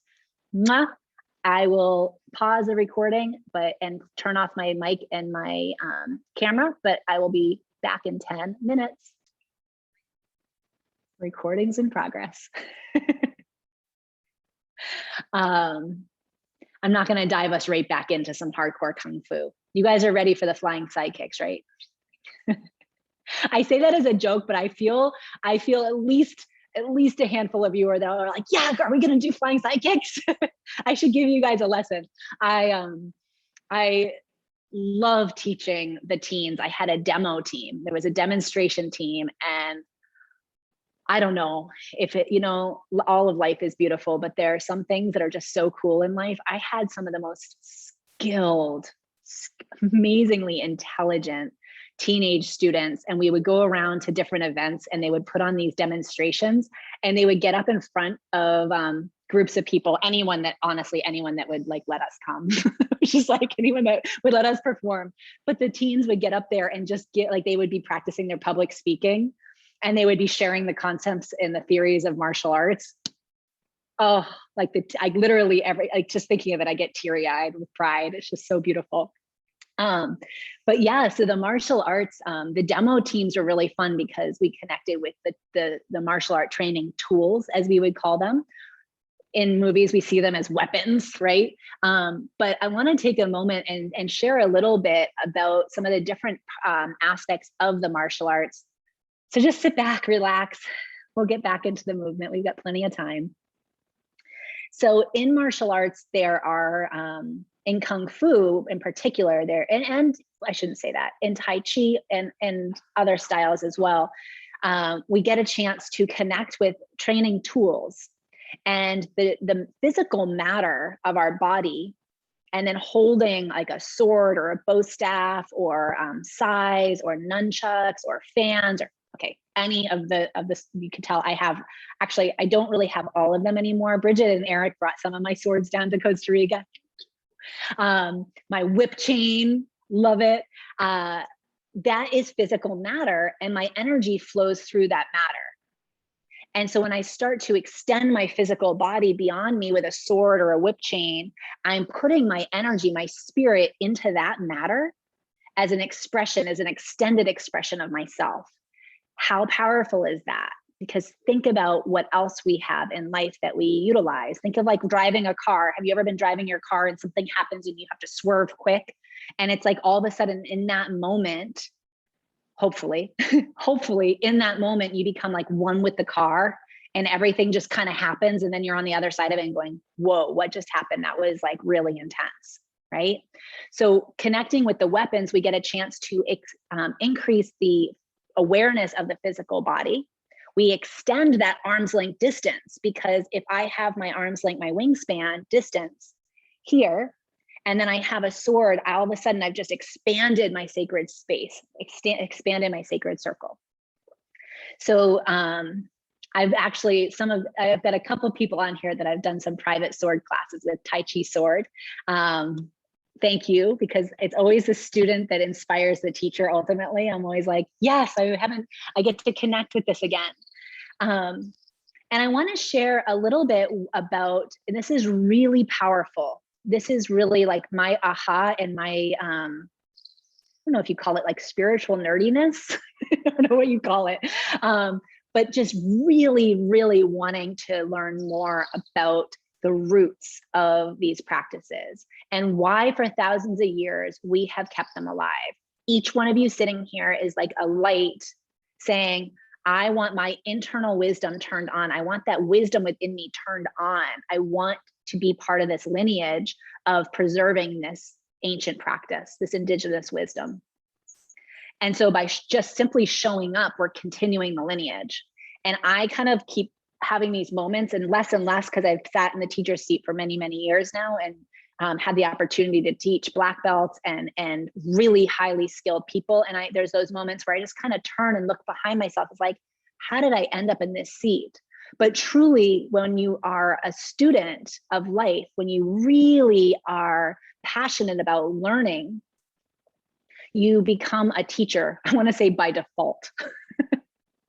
Because as I was practicing and honing in my practice and my tools and wanting to refine myself and my technique, I noticed that others were watching and then asking questions and wanting to know more. And my commitment and my dedication to my own personal practice was what started me on this journey. But then I felt this strong, really like this inner flame burning within my soul of like, I want to say like, I'm almost like addicted to the practices. I feel so good when I connect with them. And now I have been asked to be a lineage holder. And that's where I have these dragons on my arms. I have one on both arms, both of my arms. I have a tiger and a dragon. God bless my mother. She's like, wow, those are really big tattoos, Nina. That was her response. And I'm like, I know, Mom, there are like promotions. This is like really big deal for me. And up until 4 years ago, when I transitioned from living in the dojo as a martial monk into this new chapter of my life, up to that point, I never showed them. I wore sleeves that were down to my wrists. My hair was always pulled back. I didn't have long fingernails. I wore long pants, no makeup. I lived a very monastic life. I did not have a social life. I taught. I was what you call a dojo mouse. My life consisted of preparing the dojo, teaching classes in the dojo, and closing the dojo. Every day, 365 days a year for 20 years, from the age of 17 to the age of 37. I just gave my age away. So now I'm 41, I think, and a half-ish. And I am really, really grateful to share the parallels of the shamanic practice of martial arts with you through the school of the Jaguar Path. My amazing husband, Nina Crist, developed the Jaguar Path, this school of shamanism and yoga. We met at Kripalu as I went to Kripalu to get my 200-hour yoga teacher certification. Was asked to be a visiting teacher at Kripalu Center. I would go quarterly, and every time I go, I'd take Ray's classes and Ray would take my classes, and our conversations have not stopped. We completely admired each other's practice and haven't stopped talking about the parallels between them. And it was amazing because after 20 years of diving into these Taoist practices and really living it, sleeping on a futon, rolling my futon out every day, living in what we called a hooch that didn't have, and again, from Maine, I lived in a shed with a wood stove. At one point I did get a big heavy duty electric extension cord. So I had a light, but for a long time it was candlelight. I practiced outside in the elements. I really did an intense lifestyle, and it was a lifestyle of service. And when Ray and I started talking about the similarities, the parallels between the Karo lineage that the Jaguar Path School is connected with, and the ancient practices of the martial arts, I started to see, and I'm going to demonstrate. I always get asked to demonstrate, and I used to be so shy about it, but I'm going to share some of the movements with you that I'm going to talk about now. Started to see that in the Karos, they bow to the serpent in the south. And I'm like, oh, I do snake movement. Like that's really cool. And then they bow to the jaguar in the west, Asarango. And I'm like, okay, I've got a tiger on my arm. That represents earth. The tiger movement, the beautiful, sweet, gentle tiger that can then in a split instant become super powerful and defend itself like nothing else, right? We've got tiger mouths, we've got tiger claws. And I'll demonstrate a tiger form for you guys today. And then we look to the north, we look to the hummingbird, the sweet hummingbird. And I'm like, okay, well, we've got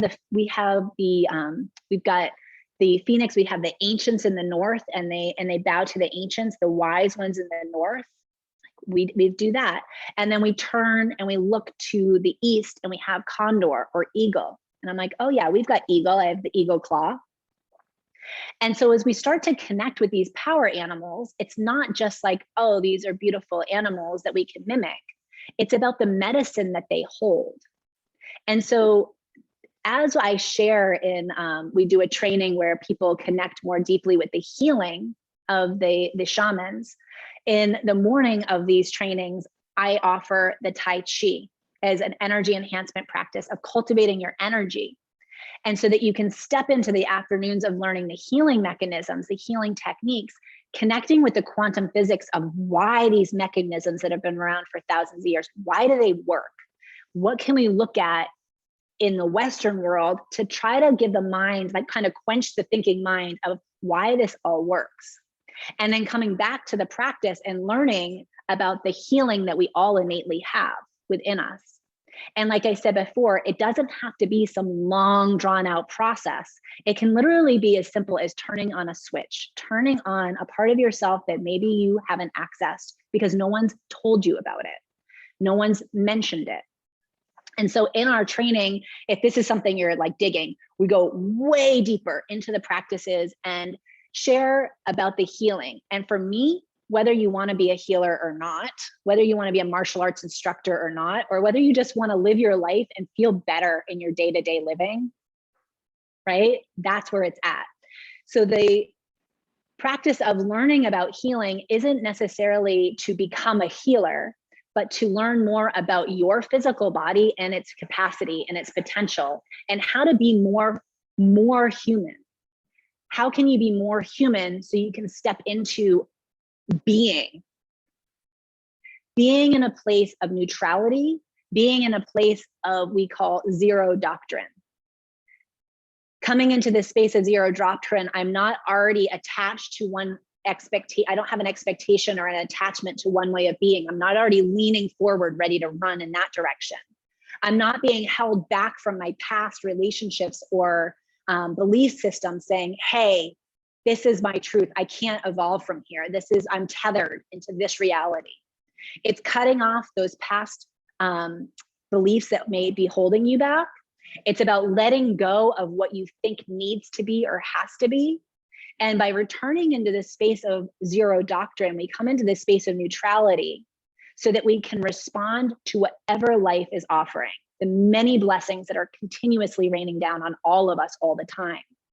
If we have our head down and we're focused on needing to go in that direction or respond to what was behind me, then I'm not in that space of awareness, in those sacred boundaries of awakeness, awareness, and preparedness, so that I can receive the blessings, so I can nourish myself, and then offer my presence as a gift of healing to all people that are in my life, but first and foremost to me.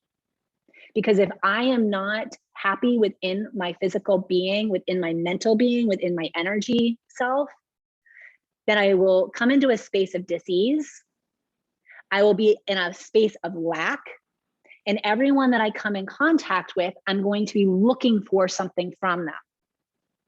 Do you guys, anyone, can you think of someone in your life that has that MO? And now think for a moment of someone in your life that walks in and it's like a breath of fresh air and you're like, I don't even know why, but I just feel so good. Like everything's better. I know there's some of you on the stream that I have meetings with and we connect and I get off the phone and I'm just like skipping around the rest of the day. I'm just like, I just got to talk with so-and-so and like that giddy, like, yay. Or I get off the phone with someone else and even if they're happy, it doesn't matter. Even if you're in a place of needing support, I can still get off the phone with you and go, gosh, I love the way they receive their support. Like they're ready to receive. But then there's also those people, less so for me because I'm very clear and very intentional about who I share my time and space with, which I highly recommend. There's those people that after interacting with them, I can feel like, I just don't really, I was gonna go surfing. I thought I was gonna go through that. I was gonna go for a walk with my friend, but I just feel exhausted. I'm just gonna stay, I'm just gonna lay down. I'm not even I can't even read. I have nothing. And I don't even know if I wanna make dinner tonight. Maybe we'll get takeout. Can you relate to that? We are energetic beings. We influence ourselves every moment of every day. We influence each other. And the practice of martial arts is beginning to expand those circles so that if I walk in a room and someone is that energy, like anchor, I'm not affected. And I'm gonna keep moving my space away from that reality. Or I'm gonna step in with so much energy and love and sweetness that that person's just gonna leave. Has that ever happened? Think about that for a moment, right? So when we step into this space of this indigenous wisdom, we connect with something greater than ourselves. We connect with one another. And to have passion for your own well-being and loving yourself, you can then have compassion for others. And without that passion for self, it's nearly impossible to have compassion for others. And without the connectedness of community like we're experiencing right now, even if it's through the computer, because you're not alone, we're in this together. I hope you can feel my love because I'm sending it your way. Without that community, without the spaces in life to convene and connect and nourish one another, we become isolated and cut off from each other, cut off from our reality, cut off from our roots. And if you think about anything else that's living, that's cut off from its root, what happens? Yeah, life is not happening. Without roots, life is not happening. So we're gonna nourish our roots, we're gonna nourish ourselves, and then as we show up in the space of community, I can offer compassion and sweetness and love. And that's ultimately what Jaguar Path is, our passion for our teachings. Ray and I create Jaguar Path. Our only intention behind the Jaguar Path is to create a safe space, a container to share this indigenous wisdom with as many people that are drawn to it. And if it's one person, if it's just Ray and I, or if it's a gazillion people, to us, it's the same. It's about showing up with our passion to share with others and create this community. The intrinsic ability to heal thyself, to know thyself, and to connect with nature is woven into every fiber of the martial arts. I see it as this luminous thread that binds all of reality together with love. And I'm going to demonstrate a little bit so you guys can enjoy, and then I'm going to give you more time to engage with the practices. Okay, so I hope you're enjoying your morning. And I'm going to get a good workout. I stopped sweating, but here it comes. I know myself.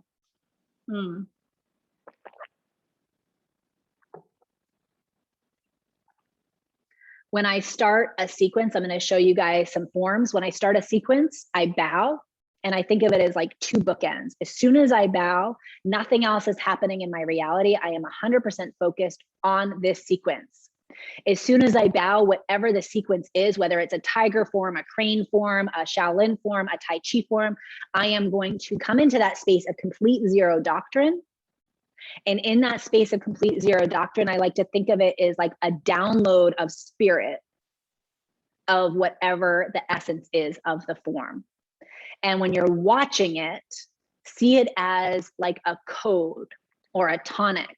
This is completely healing. This is completely, as you're watching, feel your mirror neurons. Notice the sensation you feel in your body. And it's so cool because you get to just sit there and watch. You don't have to even do anything and you get the benefit. You're welcome. And then if you're like me, you're going to be like, can I try it? I want to try it. So you'll have the recording to like try if you want, and then I'll guide you guys through. So, and of course, if there's anything you want to steer me to, please let me know. I am here to share. So I'm going to start by going through some of the animal sequences, and then I want to share with you some expression of Tai Chi and some expression of Kung Fu. And as I begin to share the sequences, notice for yourself if I look like I'm efforting, if I'm straining. Look if I just notice, and I'm not perfect, I'm human. Notice if I am aligned. Notice my breathing, and I've got these little AirPod things on, so you're going to hear my intensity of breath, or you won't hear it at all. And notice that. And then notice the imprint that you feel as you receive this. And again, these are thousands of years old, preserved through humanity. So notice if it awakens any part of yourself. Okay. I don't even know how many times I've done these forms. I'm going to face you.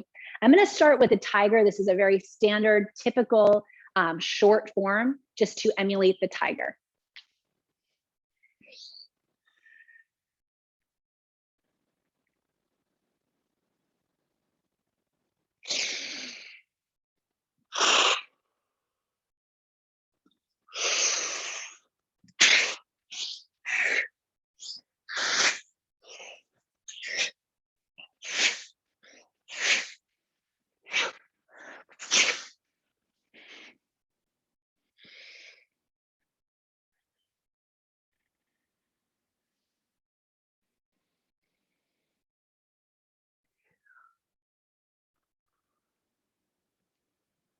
Moving right into the crane.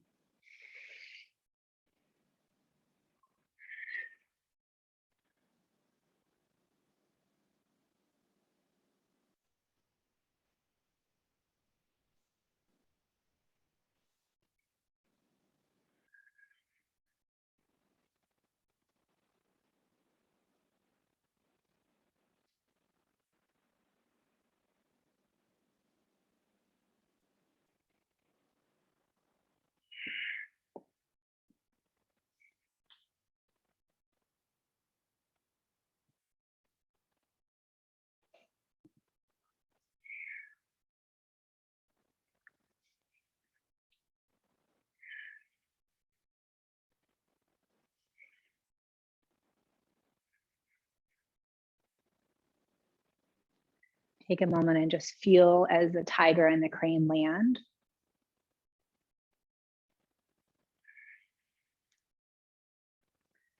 I'm going to make my way through the 24 Yang style Tai Chi Chuan form.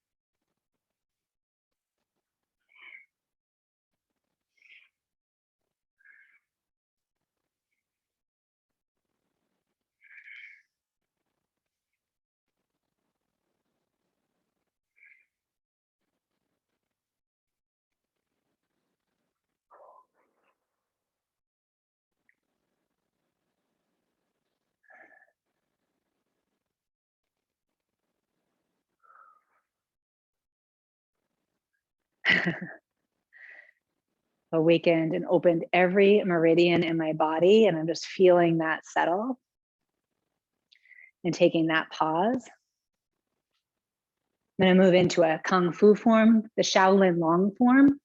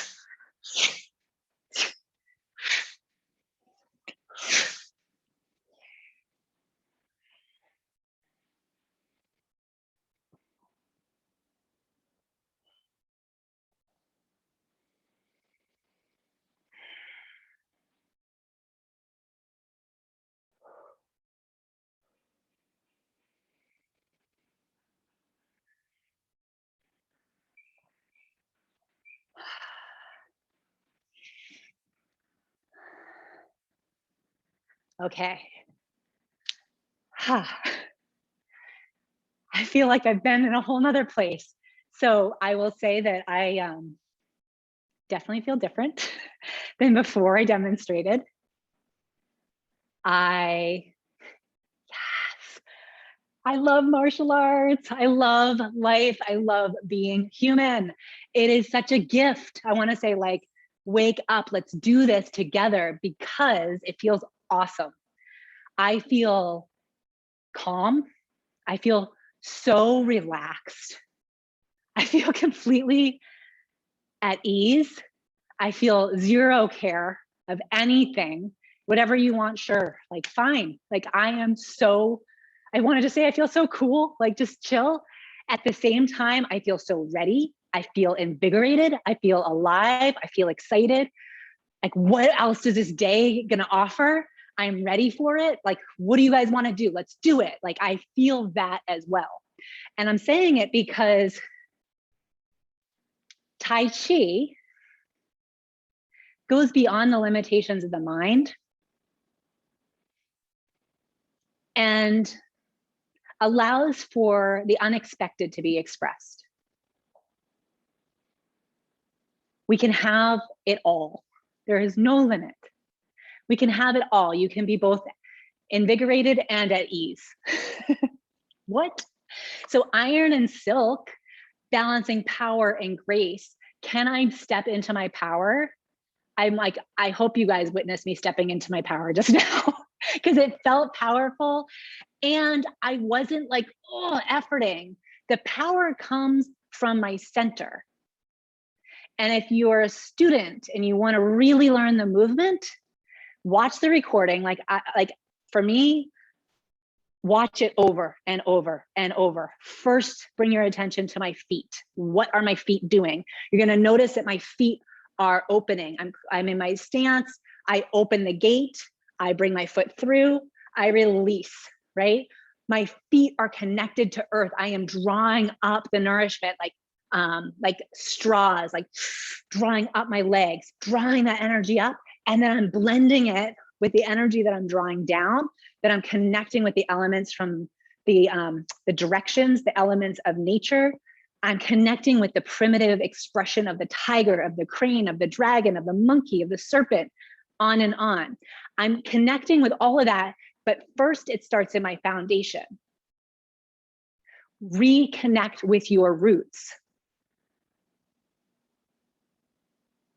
Stances, foundation. When you have your feet rooted and your soul soft, remember that the body is porous. Everything at the beginning exercises was about drawing this energy up the kidney meridian, our life, our vitality. I engage my quadriceps that turns on my power. I have my dantian, my energy storehouse is like activated and awakened. And then from here, my feet are rooted and solid. And then from here, this gentle one hip forward, one hip back, and then turn. Remember the Chinese drum where we turn it, where we did that first movement we did together? It's through this relaxation.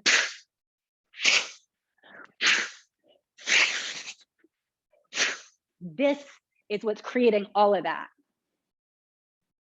Totally relaxed. And then fully inspired by life. I can fill my hand with chi. I can release my hand completely with chi. I can direct that energy. I can retract that energy.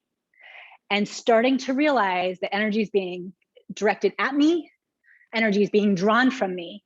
And the pulse of life, of everyday life, is that I want to say spanda, that pulse of the universe, of the yin and yang. So I'm not seeing, I see some comments, but just some like positive compliments and kindness. Thank you, Eric. All of my movements are like writing the flow strokes of the alphabets. That's where Chinese calligraphy, right? So very astute, you're right. And then it goes right into sword and life. Let's do some movement together. Let's do some movement together because I know I could keep talking, but I want to give you guys some more experience. Don't be shy, follow up with email, send in messages. Being in the free flow of life, yes. Yes. And if you know my husband, Ray, the two of us together, we have so much enthusiasm. It's good we have meditation in our life too. Okay. And water. If you don't drink water, I'm going to be that person in your life. Drink water, make sure it's good sourced water. So important.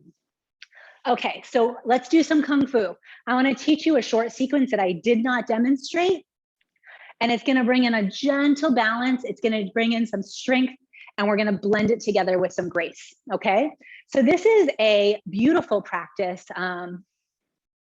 This is a beautiful practice of moving the body with energy, and it's a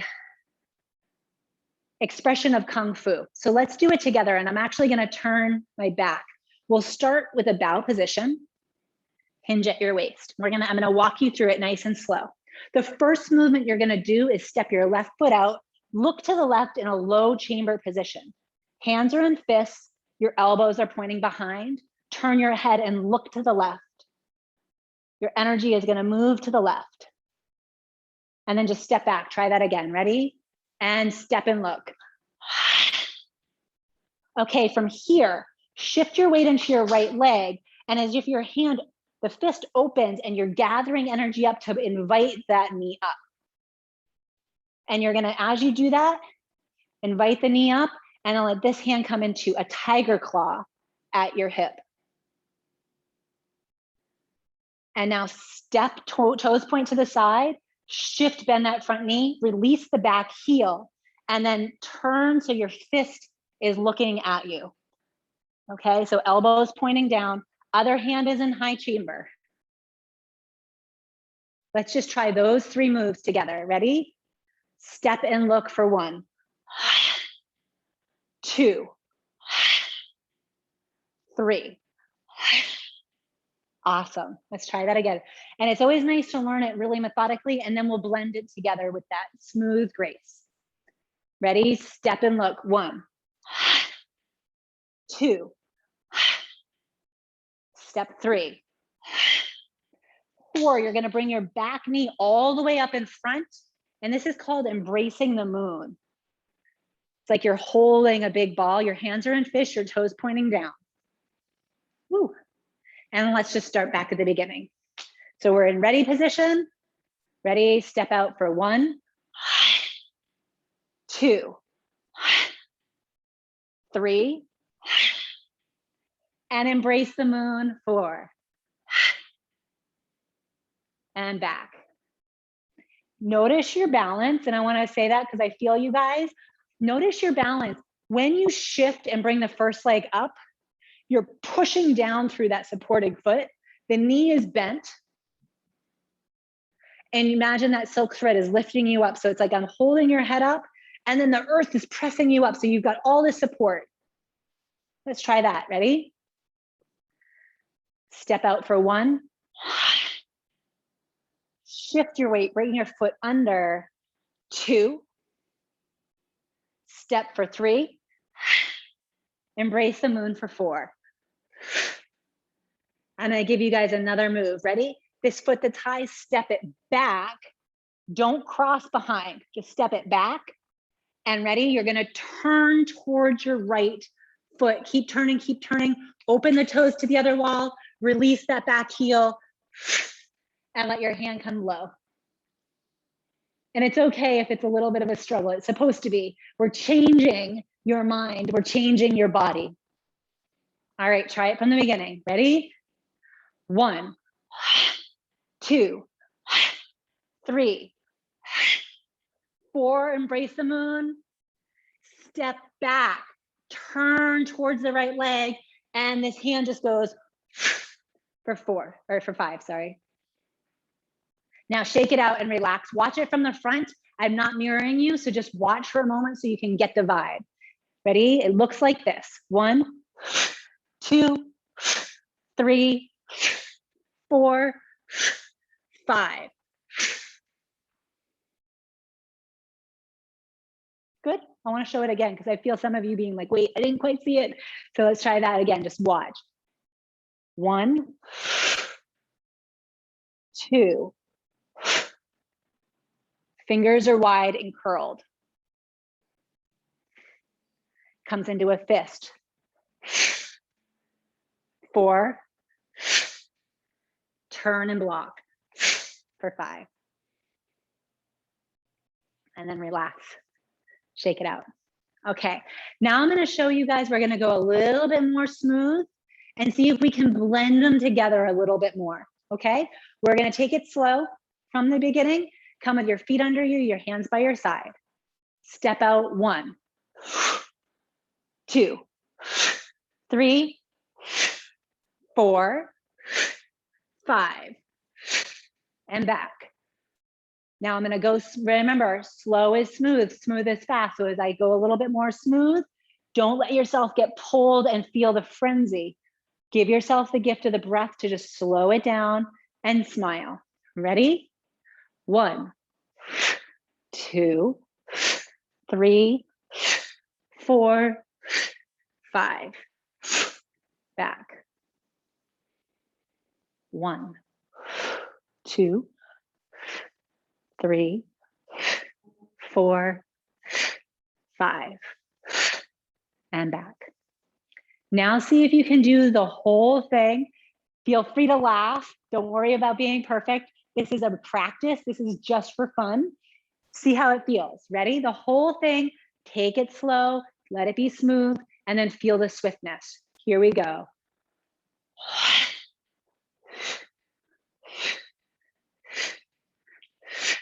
And again, see if you can string it together even more smooth. Ready? Begin.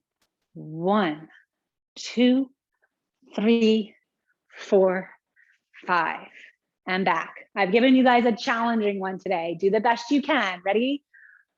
1, 2, 3, 4, 5. We're going to do it 3 more times. I'm just going to key eye and see how you do the whole thing. Let it be the expression that feels best to you. Ready? Hey.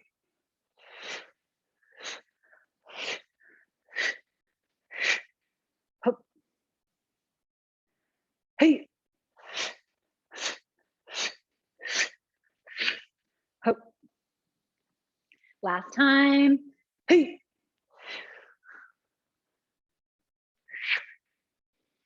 And then shake out your hands, shake out your feet. Come into your horse stance, take your hands to your hips, shift your hips from side to side for a moment. Bring your hips forward, look up for a moment. Reach your hands high. Exhale, hinge at your waist, soften your knees, go only, maybe your hands come here, stay on your hips. If you want to come a little lower, come all the way down. Take your left hand to the back of your right ankle. Shift into that right ankle. Reach your right hand forward. What? And actually, I should switch for you guys, but I'll do it this way and then I'll show you the other way. And now shift into the other knee. Turn your attention, look at your right ankle and bring your right hand high. What? Smile. Ah, this is one of my favorites. And then release, come back through center, inhale, rise. Let the blood rush back. Ready? Let's do the other side. Inhale the hands up. Soften the knees, exhale, hinge. Right hand comes behind the left ankle, shift, bend the left knee, reach that left hand out. And now shift into the other side, bring the left hand high, look up. Ha. Yeah. And then come back through center, scoop it up. Inhale high, exhale low. Take a moment to feel.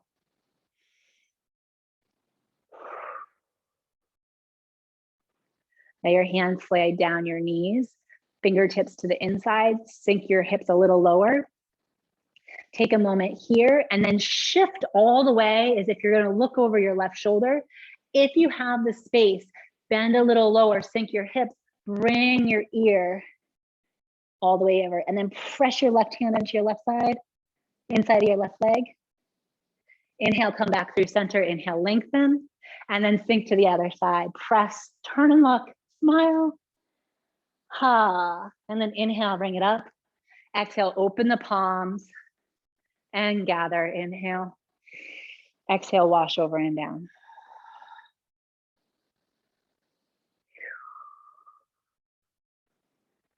Toe heel your feet under. Shake out one foot, shake out the other, shake out your hands. Step your feet back out. Form your ball. Let's come back into wave hands like clouds, turning the ball to one side. Switch the hands and turn all the way to the other. Floating from one side to the other. And as you're holding this energy ball, see this top hand is like protecting it from, say, the wind. If the wind were to blow right now, it would just disperse my energy. I want to keep it. And I'm holding between the two centers of my hands, the Lao Gung point. I'm holding this beautiful energy ball. The Lao Gung point is connected to the pericardium 8 point in the body. It's like the guardian of the heart, protecting my energy, protecting my heart, protecting my life.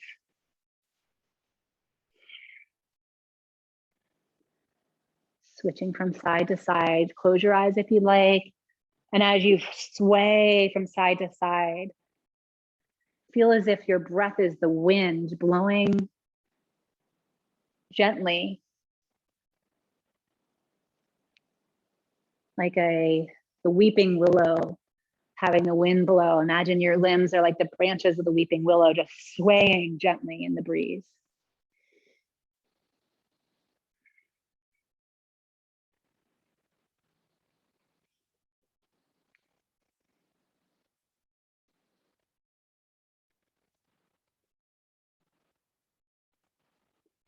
I'm going to turn so you guys can follow me. Okay, taking your time. When you come with your right hand on top, draw the left foot in. Step out to your bow stance, toes pointing to the side, and split the ball. Left hand floats up to the heavens, right hand is facing the earth. Shift forward so your hands can sweep low, shift back.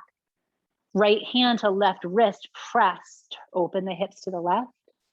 Shift back, your hands roll back, and then press. Turn the hips to float the arms through center. Right hand scoops under to hold the ball on the left side. Step out, split the ball. Swish back and low. Left hand to right wrist, turn at the hips. Roll back and press. Ready? The hips move the arms, scoop the left hand under. We're going to float from side to side, step and shift.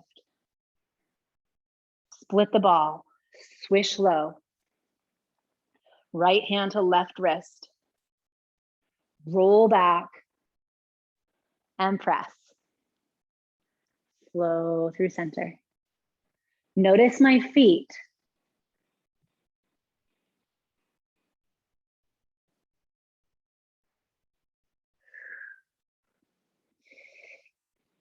Watch my feet.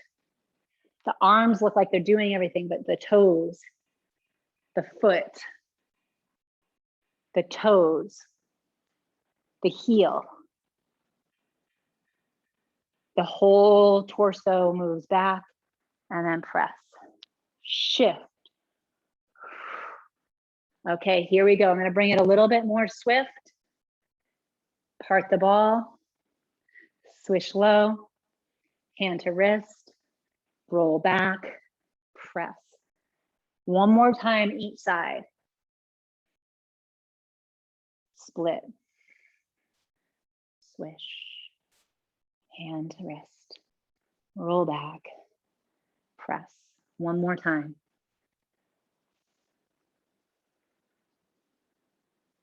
Swish it low, hand to wrist, roll back, and press. Let both hands flow up. Open the hands up and back. Let your hands sweep all the way down. Take your hands to the inside of your ankles and make circles. Let those circles rise up your leg. And then press the palms low. Let your hands slide out, in and up, and then press low. Down, in and up. One more time. You're gonna feel amazing. And then let your hands rest. Palms facing forward, eyes soft. Tongue resting on your upper palate. Gentle smile at the edges of your mouth and eyes. Allow your breath to flow in, nice and gentle. Feel your breath flow in like silk. Feel your body strong as iron. As the silk passes through, awakening, enlightening, igniting.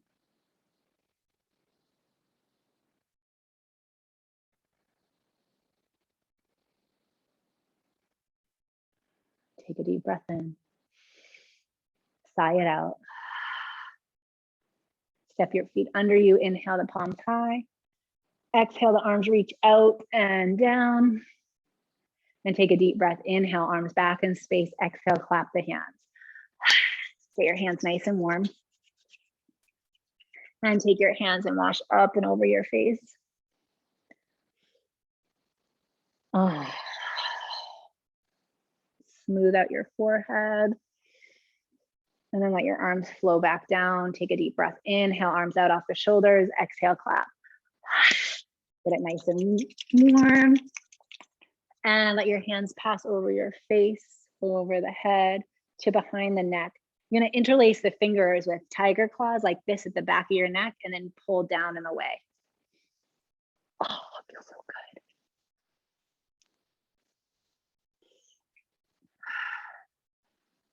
And then let your hands just float down by your side. One more time, inhale. Exhale, clap. Get them nice and warm. Pass over the face, by the neck, and then let your hands come into any part of your body that needs a little extra love. Maybe it's your heart. Maybe you have a physical injury in a knee and you want to give a little extra love there. Wherever it is, bring your hands to offer that support. If you've got stuff going on with digestion, bring your hands to your abdomen. If your eyes feel strained, cup your hands over your eyes. Release some audible sighs, letting go of that stuck energy.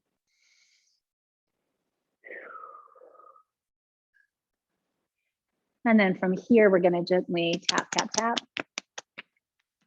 all the way down, all the way up, that face, forehead, fingertips on the top of the head, all around the surface area of the top of the head. Tap down the arms, the top, under. Bringing the energy to the surface. Ah. Let's do it one more time. All the way down.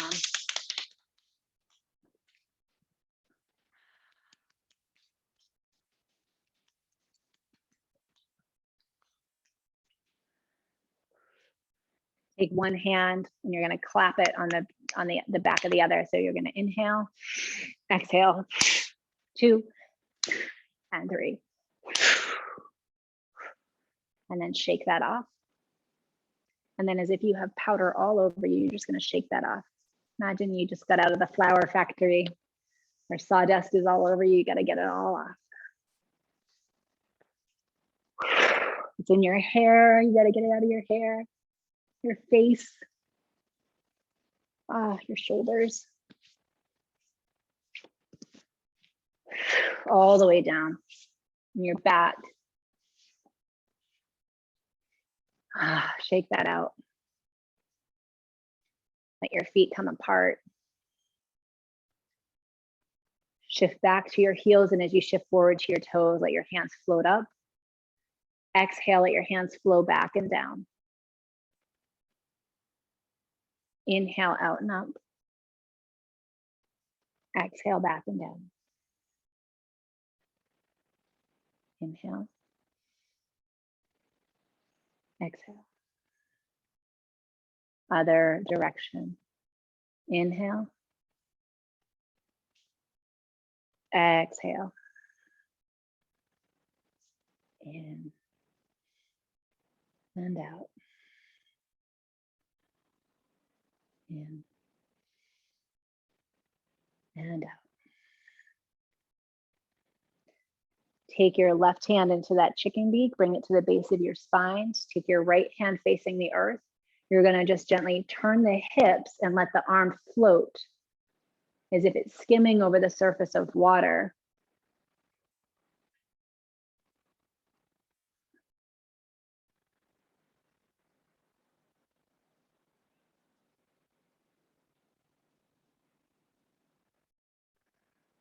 This time, as your thumb comes by your chest, release the other arm. Right hand comes into the chicken beak at the base of your spine. The other hand floats out and around.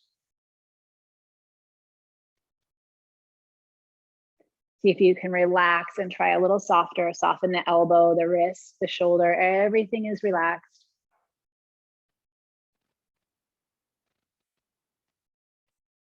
And then let your hands flow down. Inhale, let your arms float out like you're holding a big beach ball. Inhale, let your arms flow all the way overhead. Exhale, let your hands flow. You're going to be a couple inches in front of your body, just slowly smoothing it out. We're going to wash the energy and let everything come into balance, slowly integrating the practice as you soften your knees, hinge at the waist. Root down through your feet. Inhale, reform the ball out in front. Let it continue to flow.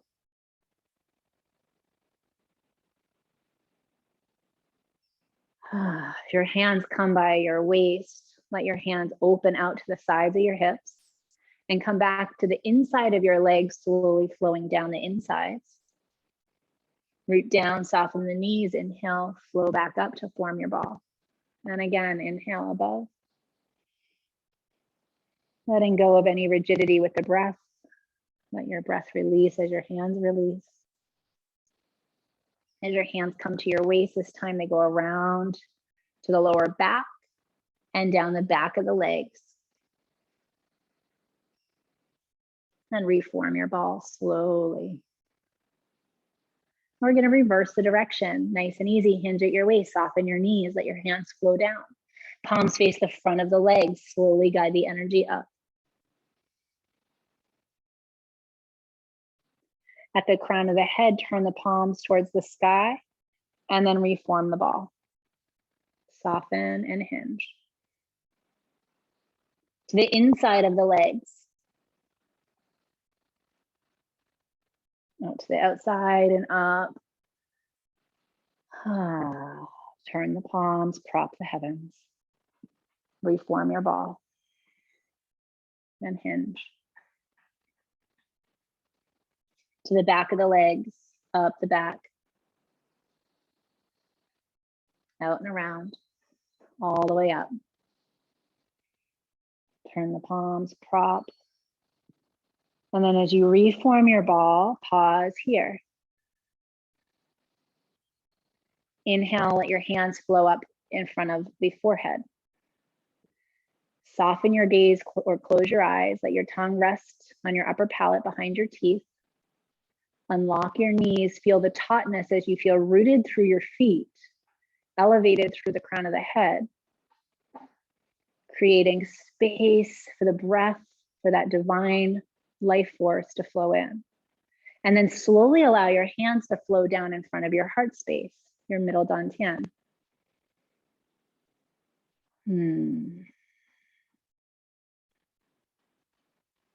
And now slowly allow your hands to flow down in front of your lower dantian. And my hands are hovering in front.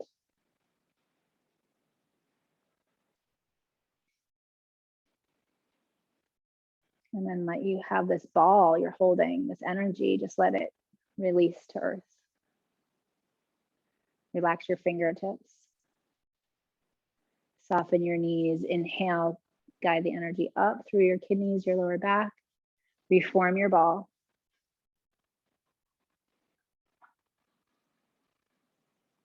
You'll notice there's a bit of a sway happening for me. I'm not going to try to prevent that. I'm not going to be rigid. I just allow myself to be moved. And now inhale, guide that energy in. Smooth it out and down. Soften your hands, soften your gaze. You return to the origin. Let go of all being, all doing, all everything, here and now.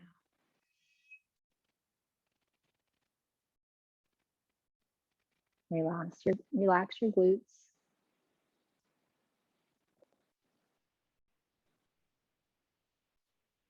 Feel a softness in the center of your legs. Release through your abdomen, soften.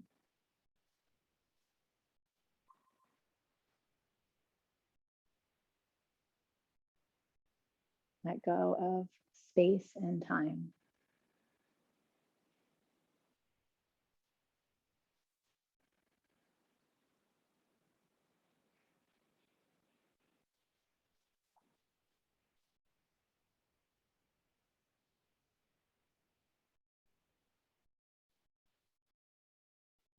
Take a deep breath in.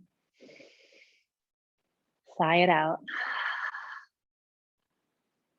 Inhale, the hands flow out, palms unite overhead. Exhale, slow motion as you guide your hands down. The thumbs brush the center of the face, the forehead, your nose, your lips, your chin. Feel your hands arrive at your heart space, softening the elbows, relax your chin. As you bow to the wisdom within. Feel a wave of deep gratitude wash over your entire being. As you return to the origin, you return to your true nature, your true self. And take a breath in through the nose. Inhale, open your eyes, let your heart open. Exhale, hinge at the waist for a mind. Inhale to rise. Bow for body. And rise. And one more for your spirit. And then as you rise, take a moment to just shake it out. I'm going to make my way forward. Take your time. You're welcome to stay where you are. You're welcome to come forward. I see a hand is raised. I'm so excited to see. As I take it into questions and such, I'm going to offer you guys a little love for yourself. So as we're doing Q&A, which is where we're going now, you're going to take your hand, thumb, and you're going to massage the center of your hand. I'm going to do it really fast. You're going to massage the center of your hand. You're going to go in from one finger like you're milking it all the way down. You're going to snap and release each finger. Both hands take a lot of time. Okay, so start like a long time on the center of your palm. Tiffany, did you want to ask a question? Did you have your hand raised or was that an accident? That was an accident. I'm sorry. I do have a I lot was of like, questions, but I'm not sure I'm going to ask them today. I'm writing them okay, down. perfect. I saw the electronic hand raised. I was like, okay. And then I remember that I do that all the time, depending on what device I'm on. So keep massaging. Ah, beautiful practice. Thank you, Stephanie. So I saw the hand. Certainly no need to come out of your space if you're like kind of in your space and you're feeling good.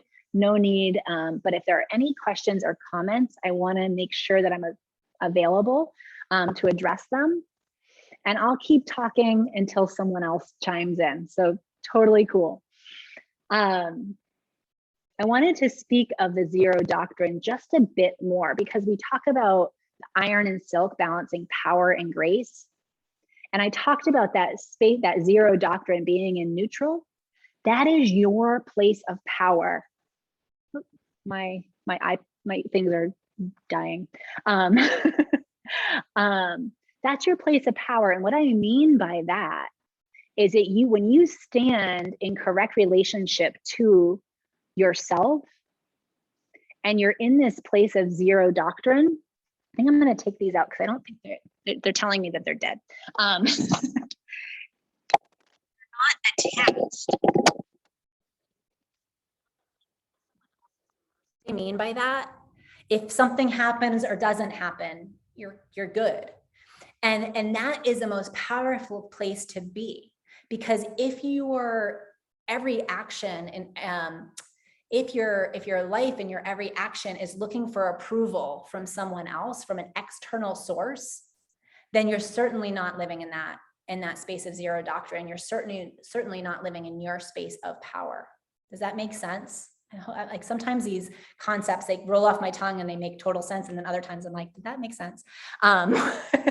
So I always find for myself, if I feel that tension, that strain within myself, if I'm moving through my day, it's like, what am I attached to?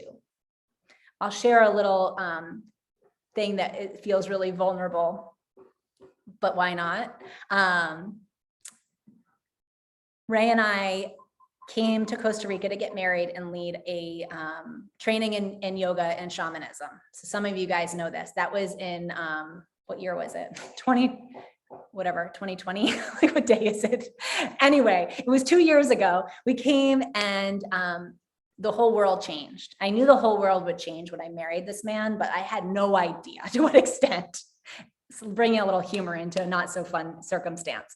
So we didn't go back to the States. We felt like we're safe in the jungle. We're going to stay put. We're going to sell everything. So we sold everything from here. We really practice what we share. And it was a moment of us letting go of all attachments of what we thought was going to be, and letting go completely and coming into this space of zero doctrine. We had to let go of our past to allow for space to digest and integrate these new circumstances that were being presented to us and to everybody. In that space, we just said, okay, we're here, we're just gonna figure it out. And fast forward, bringing our business online, choosing to make Costa Rica our new home, selling everything in the States, and starting to create a life here. We started looking at properties. And some of you guys that know Costa Rica, the property value has gone through the roof. And we started looking at homes that seemed like good possibilities for us. But the prices were like double what they had been 2 years before when we were looking at them, because we wanted to move here before the whole world changed. But then we're looking, and all of a sudden I was feeling myself stressed out. This happened, this was about a course of a week before we woke up and we were like, whoa, what are we doing? But it was like about a week of us looking at these homes, at these properties, and feeling scarcity of everything, scarcity of time, scarcity of resources, scarcity of just scarcity. And I just felt myself getting like closed in internally until I realized, wait a second, we've been renting this beautiful place. If I let go of my attachment to what I think needs to be, I immediately can relinquish and let go of that feeling of scarcity. Someone registers for something and it's like, well, that's not like, okay, just like if you're looking at something that's like way out of your price range and then you get like a little bit of energy, it feels like that doesn't even count. That's just a drop. It doesn't even matter. Instead of feeling the abundance of that income, of that surge of energy coming in. As soon as I let go of looking at these particular properties and return to, you know what, we can rent, like, I don't need anything, I'm really happy. All of a sudden, like, the whole world got lighter and bigger and expansive. And I felt this expansive abundance, this infinite abundance in my entire being. And then we were laughing and we were in good moods and we were out surfing. And I was like, this is why we love this life. I don't love this life because I want that house in this way with that car and the garden just so, and I need my closet just so, and I want the certain sheets and the certain towels. And do you feel it? It's almost like, if I can just relax into my reality, and I'm using these totally mundane examples because I'm hoping that you can relate to it, because it's like, I can be in this space of enlightenment in my practice, and then the next moment I read an email and I'm right back to the mundane earth, and I'm like in that space again. And it's like, how do I transition from the practice into reality and allow the practice to support me and really be embracing, embodying the principles that the practices share. The only way I can do that is if I'm awake and allowing life to be my practice, allowing life to be my teacher. Because in that week, if I wasn't in my awareness, if I wasn't awakened to the feelings in my body, which was like just not good, and if I hadn't, then we could have bought something that was out of our price range, stayed in that space. And then what am I teaching from? What am I sharing from? I'm sharing from an empty well. I need to make sure that my well is not only full, I need to make sure my well is overflowing. And in that overflow, I can share. Do you guys feel it today? I hope so, because all week I've been preparing for this and I've been so excited to share. And it's in my overflow. I'm not coming to this and trying to do 10,000 other things and then just saying, oh yeah, I've got this other thing I need to do to get to that next thing, to the next. I want to be here in zero doctrine. Nothing else is happening. And that's why I share those katas or forms. I bow, and that is a allegiance, a dedication, a commitment to myself that I will be 100% present. If it's 10 seconds, if it's an hour, if it's the entire day, whatever I'm making a commitment to, I am vowing to myself that I am present in this time. And if I break that vow, what am I saying to myself? So if I can stay focused from the beginning of a form to an end of a form, that's my first step. My first step to saying to myself, non-verbally, through my actions, you are valued, you are loved, and I will prioritize you above and beyond anything else in this reality, in my life, in my journey of walking this planet, right? This beautiful adventure. So that zero doctrine is the place of power, And so I want you to think for a moment, if there's any part of your life that you walk into that you do not feel in that space of power. Is there a position that you hold that takes your power away? Is there a relationship in your life that takes your power away? Or I should rephrase that you give your power away. You guys feel the difference in the language?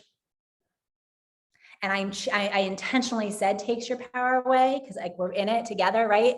And then as soon as I say give power away, it's like, whoa, wait, I am not a victim. I am in the driver's seat. I decide who I give my energy to, who I share my energy with, and how I show up for myself. And that might mean that I need to sleep a little extra. That might mean that I need to have, I've been drinking this celery juice in the morning. I don't like the taste of it at all. It feels awesome. I drink it and I feel amazing. And every time I'm like, oh my gosh, I finally started putting apples and carrots in it and it's much better. But I think you're supposed to do the straight up celery, another conversation. But it's those moments where I'm like, you know what? I know that my body's asking for this, even if I don't like the taste of it. Ray likes the taste of it. I don't get it. He's like, this is so good. I don't like it. I like celery straight up, but anyway. So when I come into that space of zero doctrine, I get to practice that place of power. And power, I feel in the Western language has been given a bit of a negative hint, a negative tone. And I want to reintroduce the word power in a way that feels liberating, that feels strong, that feels healthy. And it's about changing the dialogue within and shifting the vocabulary internally to start embracing the essence of power that has beauty, that is not about being arrogant, is not about being pushy. Because think about being pushy, that is not zero doctrine. That is not power. Because as soon as I push and something moves out of the way, I'm falling on my face. I've done that too. Right? Coming back. The Tai Chi for Health that I'm sharing now on Thursday nights is a chance for community to come together and really just share an hour practice. The Tai Chi I share in the training, the Certification for Healing program, is about becoming a healer first and foremost of yourself. Being a student of yourself, being a student of humanity, being a student to the ways that we have set in place to support ourselves and each other. It is not a coincidence that you have joined me today. It is not a coincidence. It is not an accident. We all, in our roots, in our DNA, have the ability to protect and defend ourselves. And that is our given right by being alive. And that is demonstrated beautifully in nature when you see a mother protecting their young. It is part of being human. And it's not about being aggressive. It is not about losing your virtue and your morality. It's about sharpening your virtue. It's about honing your virtue. It's about stepping into morality as a living prayer. Allowing your words to be healing, allowing your words to be song, allowing your presence to be a gift, and allowing your walk to be this dance that you share with yourself first and foremost. And that's why Tai Chi is referred to as the ancient dance. That's why we are sharing it together today. And for the rest of humanity, martial arts will continue to be shared. It has been squashed. It has been tried. It has, for centuries, it's tried to have been eradicated. And each one of us say, no, we have the right to defend ourselves in a peaceful way. We have the right to stand in our truth, in our space of zero doctrine, and make our own choices and stand up between heaven and earth and represent what it means to be truly human. A brother and sister to one another, to embrace the ways of nature, and to connect with that innate goodness that resides, I believe, within all of us. That is what I have to share with you today. There's still a few more moments. You're welcome to jump in and say anything else. I would like to end with a closing centering, a closing seated meditation. And I could just talk all day. Yes, thank you guys. I love all these comments.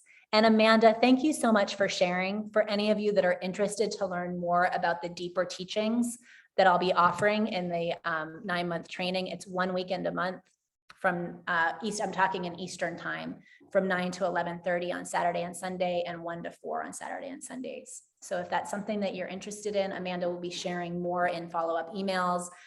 You'll have the recording so that if you want to revisit the time that we shared this morning, you'll have that recording. And please know that we have open channels of communication. So if there's anything you want to connect with me about, feel free to reach out. Sending you all so much love. Let's bring it to a closing before we transition into the next part of the weekend. It's the weekend. All right. I love you guys. I'm seeing all the comments. I'm going to look at them after. All right, let's take it to the centering. So I am cross-legged on a chair. What is comfortable for you? Whatever that is, come into that position It can be laying down. There is no rigidity. So find yourself comfortable. And then we want to unite the top of the body with the bottom of the body. So we're going to connect the fire with the water. So let your hands rest on your lap. Root down through your sits bones, lengthen up through the crown. Gently tuck your chin up and in. Allow your abdomen to like come up and in as if you're holding a pearl between your navel and your spine. Feeling your lips gently sealed, begin to draw your breath in through your nose and release it out through your mouth. Allow yourself to come into this moment of stillness and silence. Feel as this is a sacred pause.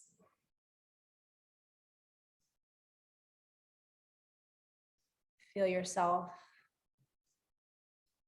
having the imprint of our time together. Feel that imprint being received.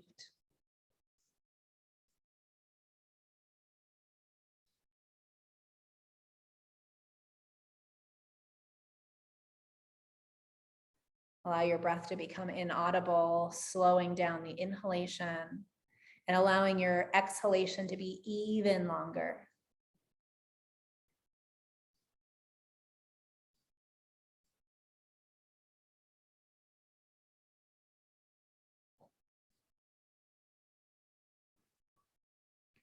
And take a nice, big, deep cleansing breath. Inhale. Let it out with an audible sigh.